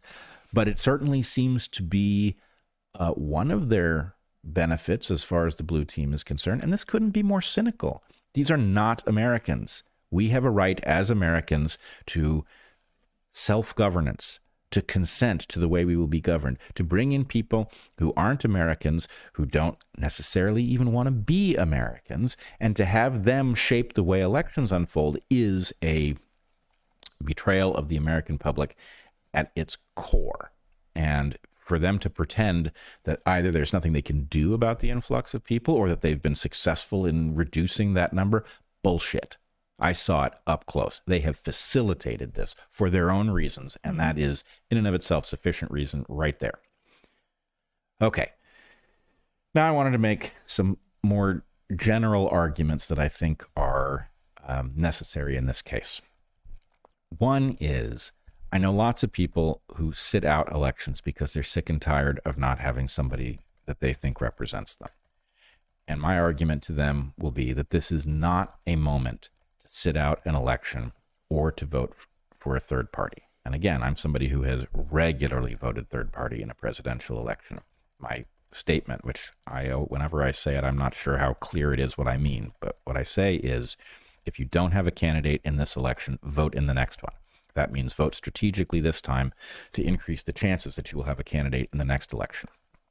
I am not doing that this time. And the reason I am not doing that is twofold. One, I believe that Donald Trump, by partnering with Tulsi Gabbard and Bobby Kennedy, and by hinting that he is interested in partnering with the unity movement, is actually in a position to do a tremendous amount of good. If he carries through on his partnerships, even if the only thing he did was successfully launch a Make America Healthy Again movement and pull us out of the World Health Organization, that would be such a slam dunk win compared to what the Democrats are proposing, that it is in and of itself sufficient justification. So I would do it, frankly, just to pull us out of the WHO. Just to pull us out of the WHO would be a major benefit for Americans. So third party is not a good idea because this is an election in which Democrats have already cheated mightily across many different domains, including apparently bringing in people across our border and fighting laws that would require you to show an ID to vote. But sitting it out also has this other feature, which is there are a huge number of Americans who sit out elections because they don't care. If you sit out the election because you do care and you're fed up, you cannot be distinguished from them. And what happens is you disappear from the analysis done by political people because there's no reason to take care of you if it does not benefit them. Now, I wish that politicians would take care of people because they were Americans and deserved to be taken care of. But to the extent that your interests are not being addressed by the body politic, that is in part downstream of your own behavior if you're not voting, because what you're doing is you are taking your electoral power and not exerting it, right? There's no reason to think about you in any analysis. And if you listen to the analyses done by analysts, they are not talking about the vast sea of people who are fed up and sit out most elections because in general, it's safe to ignore them. So don't do that. You are ruining your own power by synonymizing yourself with people who don't know or care enough to think about it, right? That's not the group that you want to be partnered with. Okay, now here's the argument that I really never hear that I think is profoundly important. There is a discontinuity, a defect in the arguments we make around democracy. I'm not arguing that there is something to do about it. In fact, I think there's nothing that we can do about it, but we have an obligation, a moral obligation to notice it. We have a president at the moment who is decrepit. Whatever is in charge, whether it's our decrepit president or some other force whose name we don't know, is behaving in a belligerent way in a potentially nuclear theater in which anything could happen. That has implications for every living person. In fact, it has implications for life itself on this planet. All of those people who don't happen to live in the U.S., don't happen to be citizens, have no influence over this process, which holds their ability to survive in the balance. And that is undemocratic. We have a right to influence processes that have our ability to survive as an output. So my point is, you have something precious. You have some amount of influence over this system that is at the moment behaving in this crazed way. And my point is, you have a moral obligation to exert as much force as you can in the direction of as much sanity as you can, because so many people would love to have some influence over this system, and they don't happen to have it because of where they live, which doesn't stop them from suffering from the consequences of what we do here, whether those consequences come from the engineering of viruses, the mandating of treatments, or the insane posturing over nuclear weapons. Right? These things affect everybody. And so if you have a vote, you have an obligation to exert it with as much wisdom as you can. Okay. I usually say if you don't have a candidate in this election, you should vote so as to position yourself for the next election. The question is, given the rate at which the tendency to cheat is accelerating, I'm not convinced that there is a next time in a meaningful sense. Your ability to vote now and possibly bring about something beneficial is before you. And if you wait 4 years, yes, it's possible that you would have a candidate you liked better and an opportunity, but there's also every chance that the abuse of the law and the IRS and all of these processes will result in no meaningful election in the future. So it's now or never. All right. One more argument. The argument is, and this is the argument, yesterday Tulsi Gabbard came out as having joined the Republican Party. Here's why I'm not going to do that. I am suggesting that you vote for Donald Trump, and indeed that you vote against Democrats, except where you have a very good reason. A particular Democrat might merit your vote, but in general, we don't want this party empowered because of what it believes in. And I guess I'll make two arguments. One is that we aren't just electing a president.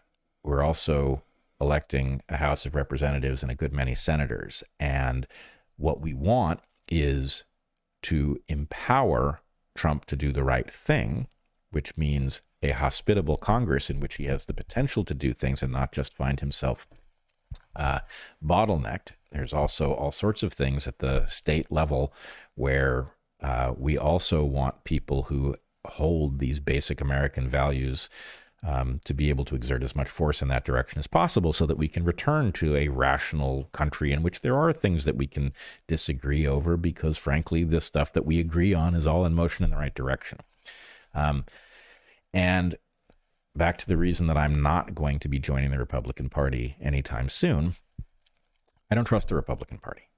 I grew up with a Republican Party that was very focused on essentially corporate rights, and those corporate rights were in general bad for Americans. Now, it may be that the Republican Party has transformed because the vast labor movement has now shown up on its door, and the Republican Party will look at that and think, okay, we'll be that party, and the transition between these two parties will be complete. But it is not true that all of our power in the system comes from the people that we elect. There is also a question about the force we exert on that system once these people are elected. And my feeling is that the unity movement is very powerful at the moment, and that what it should do is it should position itself so that it is in a place to reward behavior that fosters the values that bring the unity movement together. These are fundamental American values.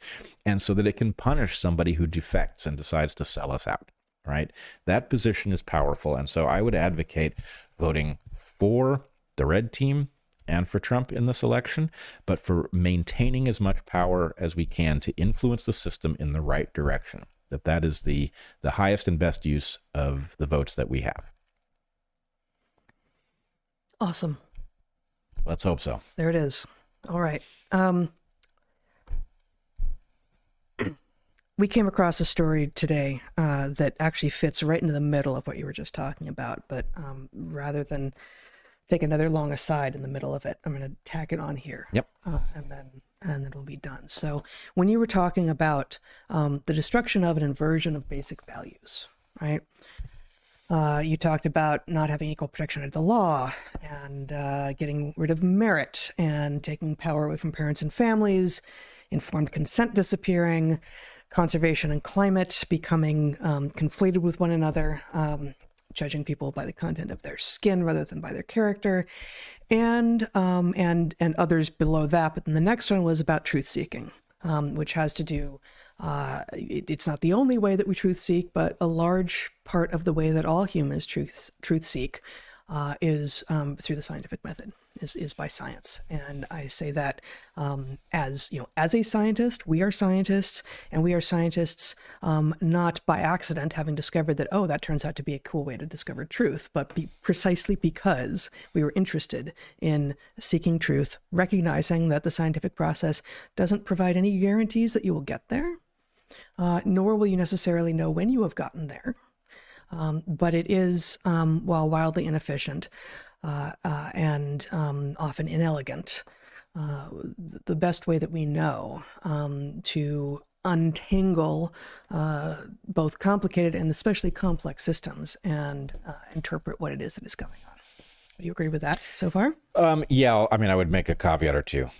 They're minor, because I know exactly what you mean. It's inefficient if just judged on the amount of work that gets done. How many wrong turns you have to make if you're taking sufficient risks to make bold discoveries. Right. But there's no process that's more efficient if what you're measuring is how much truth you've found. Right. But I would say the inefficiency is actually a feature. Because if you did only progress linearly and I mean, it's an impossible world, but if you only ever progressed linearly such that you had never made any mistakes from which you had to backtrack and go back to the last node, which you were certain, then you are going to progress perhaps linearly, but so excruciatingly slowly because you can't see outside of the line that you're in. And I would argue, and I think you will agree, you actually will hit a wall. You won't be able to continue to progress if you can't, if you only progress in these little micro steps as opposed to occasionally paradigm shift and, discover that the foundation on which you're building your story, which you thought was true, is the wrong foundation entirely. Well, I don't want to derail us, but I will make an argument at some point that the problem is we become overly sure based on the evidence that led us to believe that something is probably true, and that a system in which you don't become more sure than the evidence suggests. In other words, understanding how insecure the model that you're currently applying. I don't mean a computer model. I mean a cognitive model. But knowing how secure that thing actually is means that the jumps are small because, although you may pursue an idea as if it's true, you won't be shocked that you run into a cul-de-sac if you didn't convince yourself that it simply was true at the point that you made whatever discovery led you there. And how do you think that's different from what I was saying? Because it doesn't require you don't have to backtrack to the extent that what you did is you said, pending this conclusion, X, Y, and Z, and then it turns out, that conclusion turns out to be insecure for reason Y, and then... That's just a semantic difference then. It's not actually going like, oh, I have wasted 6 months of work and I have to undo everything. It's, okay, we've got a decision tree and we're going to go down one road. And sometimes you go down multiple roads at once. We're going to go down a road. And if it turns out to be the wrong road, we have to have retained the ability to know when the last time we were standing on ground that we are almost certain of was. I agree, but I also have watched scientists make this exact error where because they don't take the philosophy of science seriously, at the point that they've got something that starts spitting out all kinds of progress, they assume that what they've hit on is the truth rather than something that overlaps the truth greater than the last thing they were looking at. And so the just problem of the humans doing this, who now are being trained to think wrongly about this because they have to, in the process of doing science, they have to become advocates for the funding in order to get where they're going. So again, I don't think there's any disagreement here. I'm not sure why you keep saying that what I'm saying is an error and it's not how science works. So I think that you are stuck on something that you imagine I'm saying that I'm really absolutely not, but we've already gone on a while here. So let's move on, because this is precisely about truth-seeking being replaced with activism. That people who are too certain, who've gotten their scientific credentials, are wearing all of the garb that they're supposed to wear and know the language to speak, who think that therefore they've been anointed. And again, this is a replacement of science with effectively religious thinking, right? That instead of people acting as scientists and retaining an element of uncertainty always, that even the things that they are most certain are true could turn out to be wrong, they become activists. So we have this week, or actually it may even have just come out today, this story in the New York Times. U.S. study on puberty blockers goes unpublished because of politics, doctor says. And I'm just going to read the first few paragraphs of this. And there is one piece of published research that we can show, but the point here is, in part, I usually like to, skip all the mainstream media reporting, or even Nature or Science's reporting on something, and go to the document that the scientists have produced that is supposed to tell you everything they did and why they think what they do, so that you can actually assess it for yourself. And the amazing part of this story is that we don't have those documents precisely because the people in charge, who received millions of dollars in taxpayer money in federal grants, have refused to publish it because they're concerned about their results being weaponized, when in fact what they're concerned about is people reading their results and going, see, puberty blockers aren't a good idea after all. So the leader of the long-running study said that the drugs did not improve mental health in children with gender distress, and that the finding might be weaponized by opponents of the care. This is published again today, okay? An influential doctor and advocate of adolescent gender treatment said she had not published a long-awaited study of puberty-blocking drugs because of the charged American political environment. The doctor, Johanna Olson Kennedy, began the study in 2015 as part of a broader multi-million-dollar federal project on transgender youth.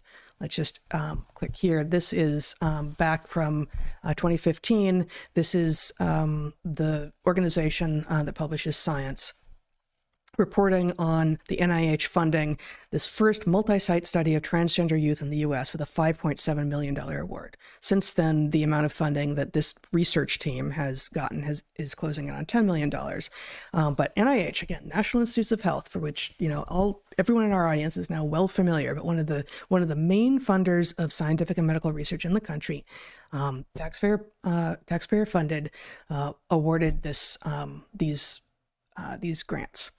So 2015, federal project on transgender youth. She and colleagues recruited 95 children from across the country and gave them puberty blockers, which stave off the permanent physical changes, like breasts or a deepening voice, that could exacerbate their gender distress, known as dysphoria. The researchers followed the children for 2 years to see if the treatments improved their mental health. An older Dutch study has found that puberty blockers improved well-being, results that inspired clinics around the world to regularly prescribe the medications as part of what is now called gender-affirming care. But the American trial did not find a similar trend, Dr. Olson Kennedy said in a wide-ranging interview. Puberty blockers did not lead to mental health improvement, she said, most likely because the children were already doing well when the study began. I'm going to read a few more paragraphs here, but first let's go to Chen et al. This is a paper published in 2021. 2020, by this team, including, again, the person that we're hearing from here, Johanna Olson-Kennedy, I did that badly, published in the Journal of Adolescent Health about halfway between now and when the study was originally funded, called Psychosocial Characteristics of Transgendered Youth Seeking Gender-Affirming Medical Treatment, Baseline Findings from the TYC Study.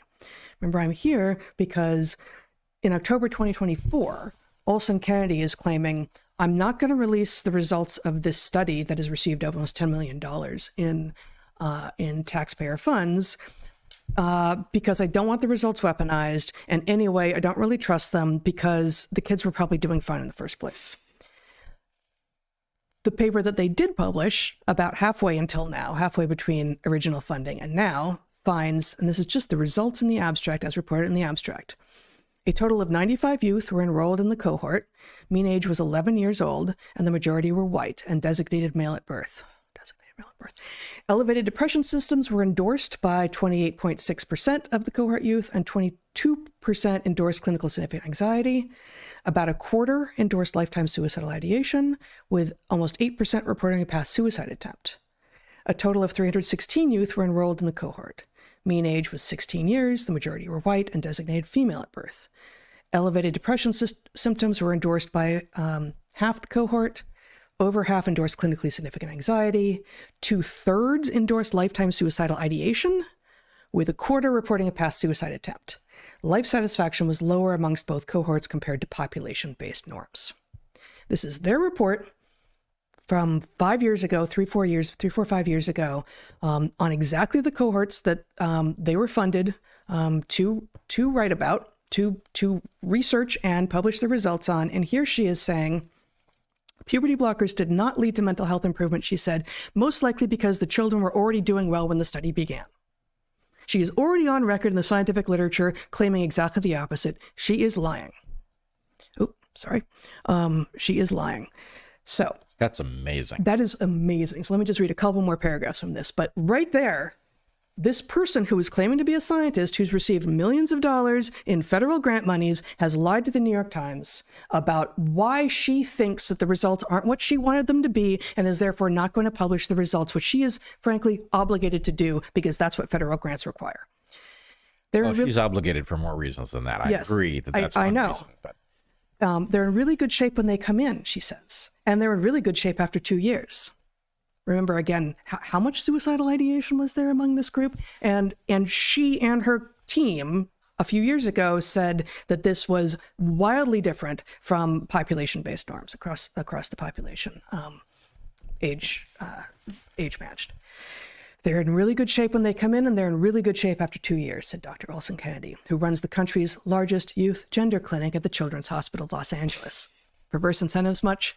That conclusion, and here's how I find that paper. The New York Times is actually doing something that almost looks a little bit like reporting here.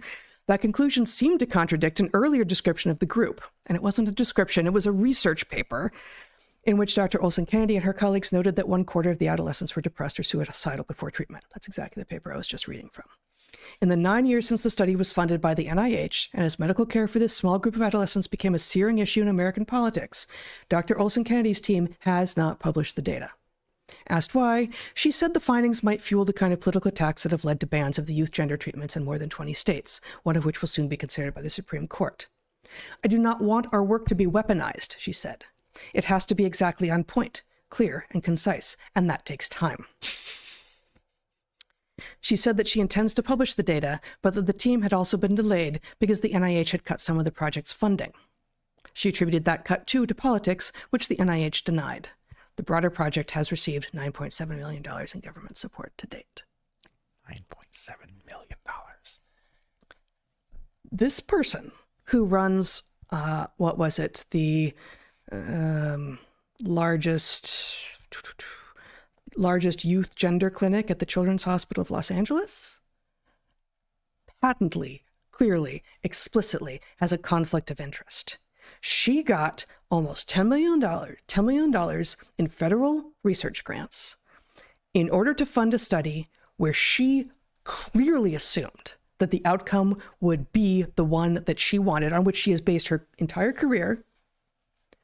The results don't match what she wanted, and she is withholding publication. and she is claiming weaponization. She is claiming that she is concerned about the weaponization of the results. This is actually a perfect match for what Team Blue is doing across the board. It is a perfect match. Team Blue is claiming weaponization of the Constitution. Nope, that's you. Like, that's you who's doing that. This is weaponization of science. Clearly they have results that they don't like, because obviously to anyone with half a brain who is thinking scientifically forever knew that if you halt puberty in children, there are going to be long-standing effects, and they're not going to be fully reversible. It is not safe. It had no chance of being safe. There is no way that any research study, Dutch or any other, that came up with it being safe was actually doing careful science, because all you have to do is think about it for a minute. And women like this, people like this, are destroying entire generations of children. The amazing thing here is that for some reason we get to see it this time.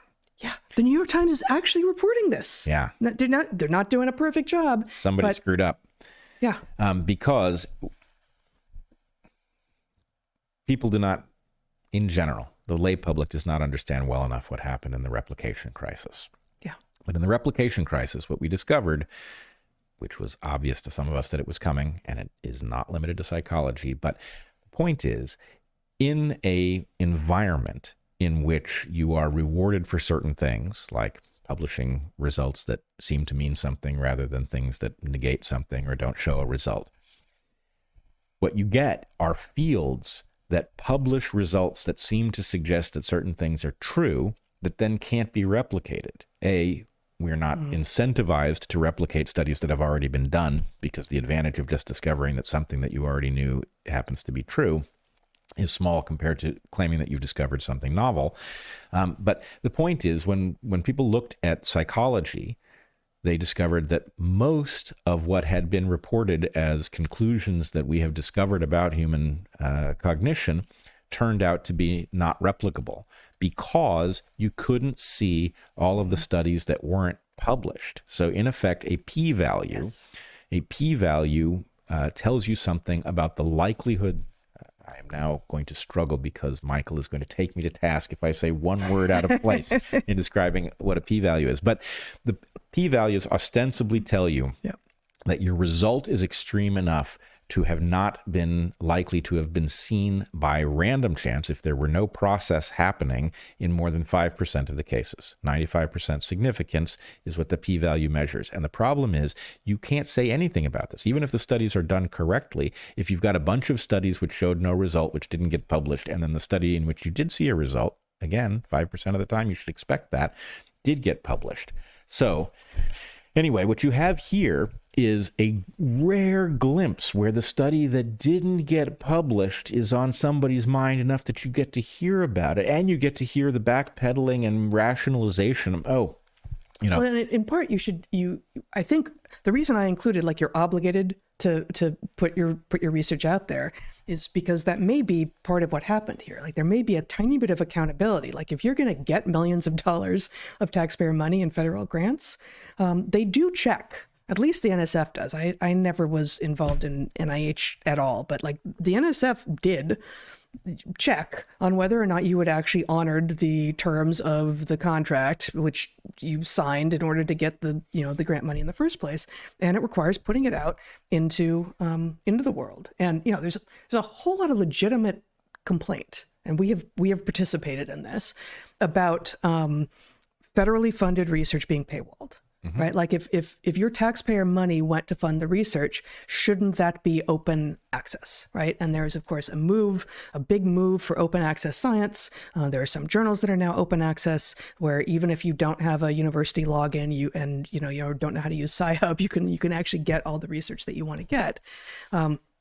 This is so much worse than that, right? Like, the fact that something is published in Cell, in the journal Cell, and you don't have access to it, and you have to ask a friend or wait for it to, become available, is a problem. But the idea that it's simply not out there at all because the person who got the money didn't get the result that they want and is going to hide behind a whole bunch of ideological jargon to protect her conclusion that it's really cool to destroy children, like that's several steps beyond the problem of scientific research being paywalled. Yeah, and what she says is absolute doublespeak. Yeah. Right? Oh, because they were in really good shape. Really good shape. Quantify that. Oh, right? we did. Oops. We did. Ooh, we published that. Oh, Right. Except they really weren't in very good shape. Right. But, really good shape is not a rigorous designation, so it's subjective. So what she's doing is saying her subjective assessment, which is contravened by the earlier report, which probably the reason that you're seeing this is that they did publish the earlier report, which raises the question, oh, what happened to those 95 kids? Right? Mm-hmm. So, harder to hide when you've published the thing when you were all rah-rah at the beginning, when you didn't realize it was going to demonstrate that the positive effect didn't exist. Well, my prediction is that that earlier report was, that was also politically motivated. Of course. And so, those really dire numbers, what were they asking those kids that got, that incredibly high rate of suicidal ideation in young people? And so now she's going to, look at different subsets of those questionnaires and use different definitions of various psychological terms and come up with it's actually so sorry. It was the earlier research that we published in 2021 that was wrong. We didn't mean to get people so scared. Turns out the kids were all right all along. Well, not that all right, not all right enough not to require that we halt their puberty and then probably chop off their bits, but they were all right enough. Yeah, and we see this across the polluted disciplines where, the endpoints of a study change. Some endpoint that was measured doesn't get reported in the end because something inconvenient happened.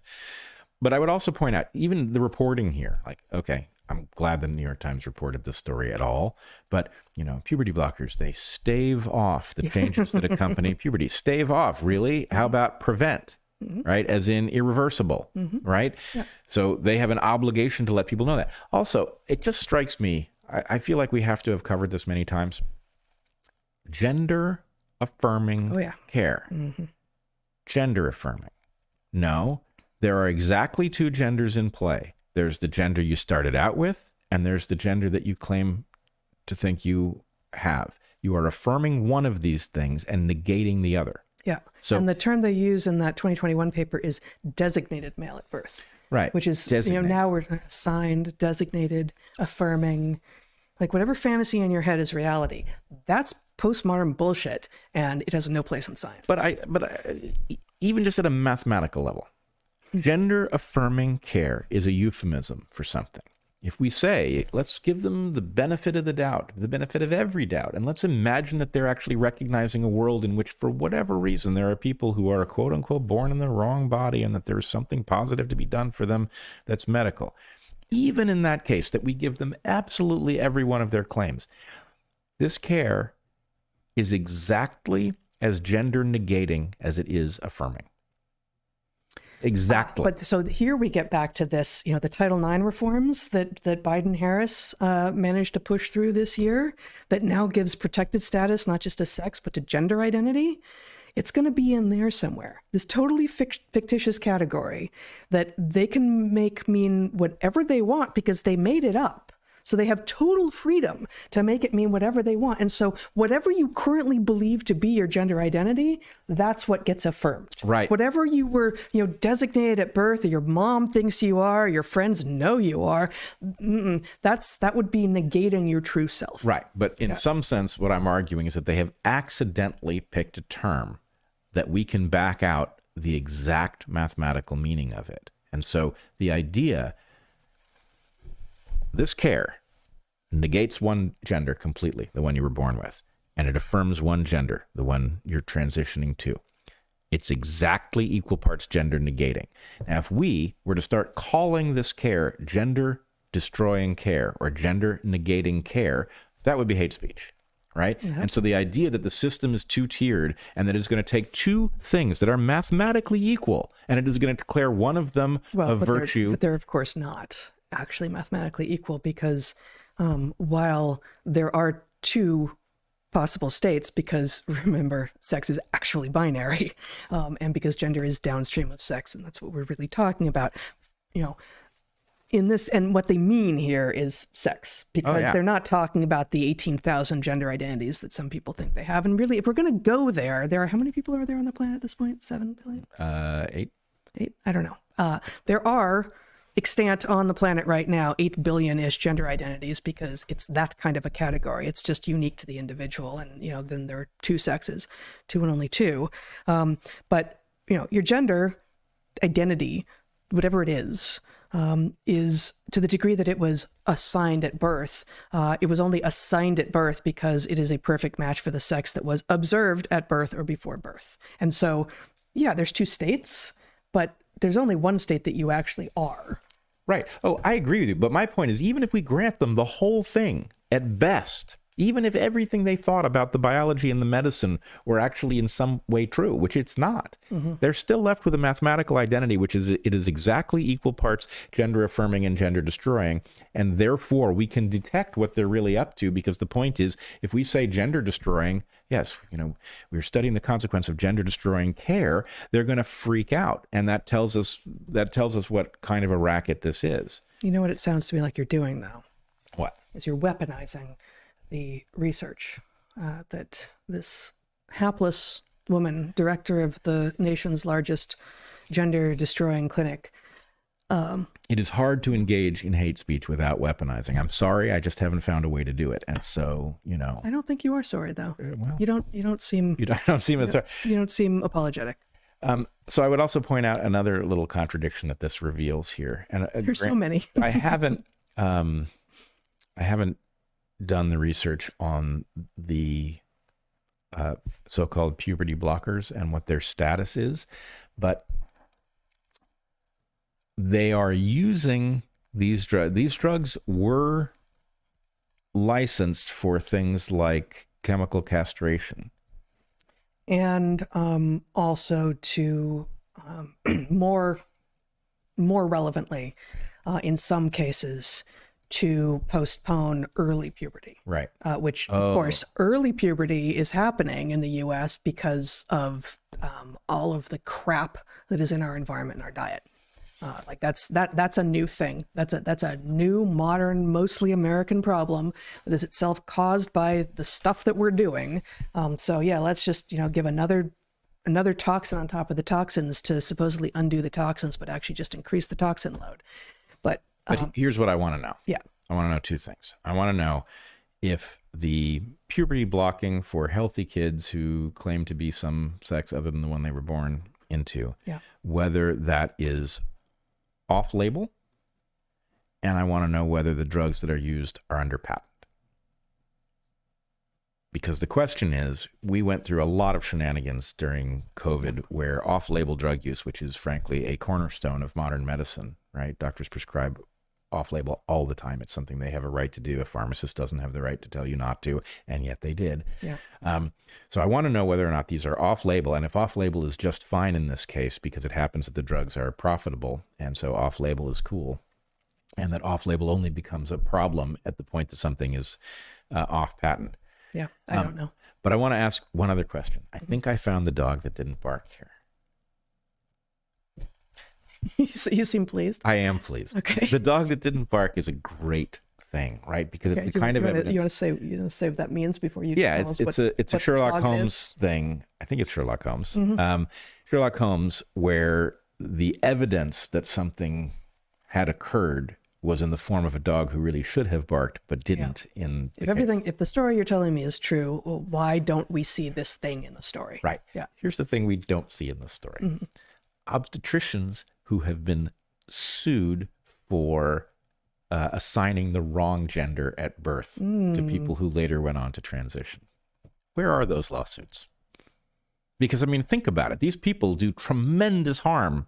These obstetricians. Right. Oh, it's terrible. Right. Midwives. And you can imagine the cross-examination, doctor, why did you think this was a boy?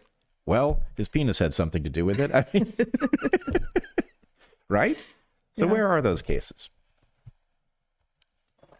They're where are those cases, and where are the methodological... Too busy having their suicidal ideation relieved by toxins. Right, by a cocktail of toxins and the prospect of fertility-destroying surgery.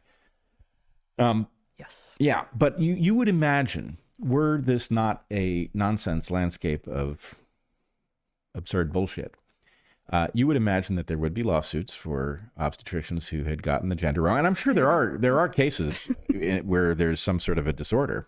No doubt. Oh, yes. In actual, people with actual disorders of sexual development, DSDs, Right. intersex, whatever modern language you want to use, Yeah. there will, yes. And there have been some tragic and some decisions. terrible cases. Yes, Yep. yes. But amongst people who were born with a recognizably normal physiology, Yep. where are the cases where the obstetrician has been successfully sued for having misassigned a gender? It doesn't exist. And where are the analyses of how an obstetrician should identify your correct gender, if not by the basics of gross morphology and failing that karyotype?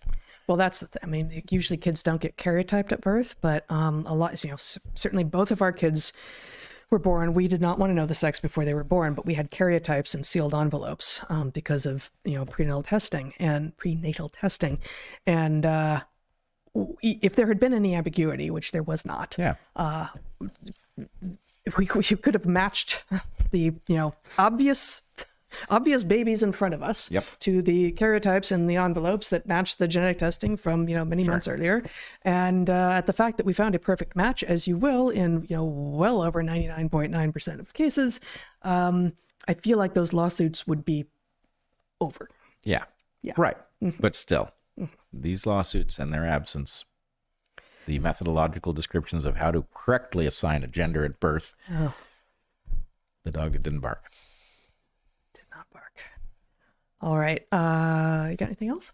I think we've covered the territory. Okay. Well, we'll be back in actually 15 days. We're going to be back on Thursday of the week when Americans vote, except most people are voting early because that's the way we do things now.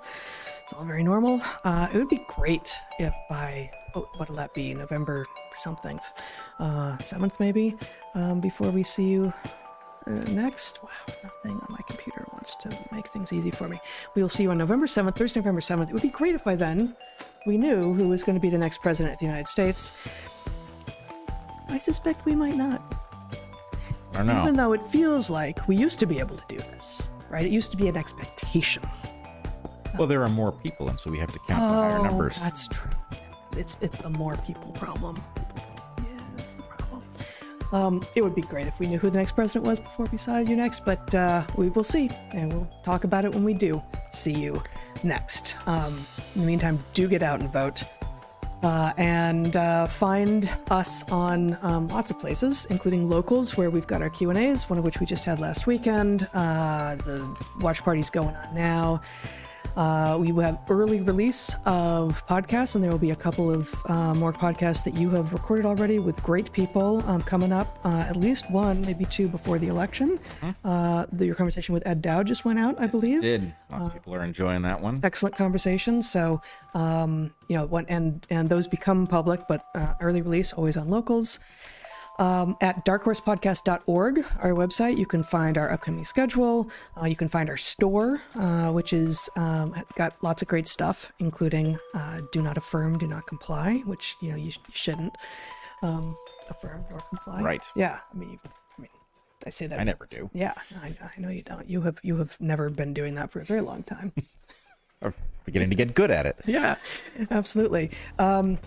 Our sponsors this week were awesome, and I've now covered them with various other things, so I've forgotten. They were VanMan, ARMRA, and Fresh Press Olive Oil Club, 3 amazing sponsors. Consider finding all of their things. We'll have the links in with the show notes below. We are supported by you. We are grateful to you for tuning in, for liking, for subscribing, for sharing. We've got great clips coming out in various places at this point with the Dark Horse, both Twitter and Instagram, and we appreciate your appreciation. Until we see you next time, be good to the ones you love, eat good food, and get outside. Be well, everyone.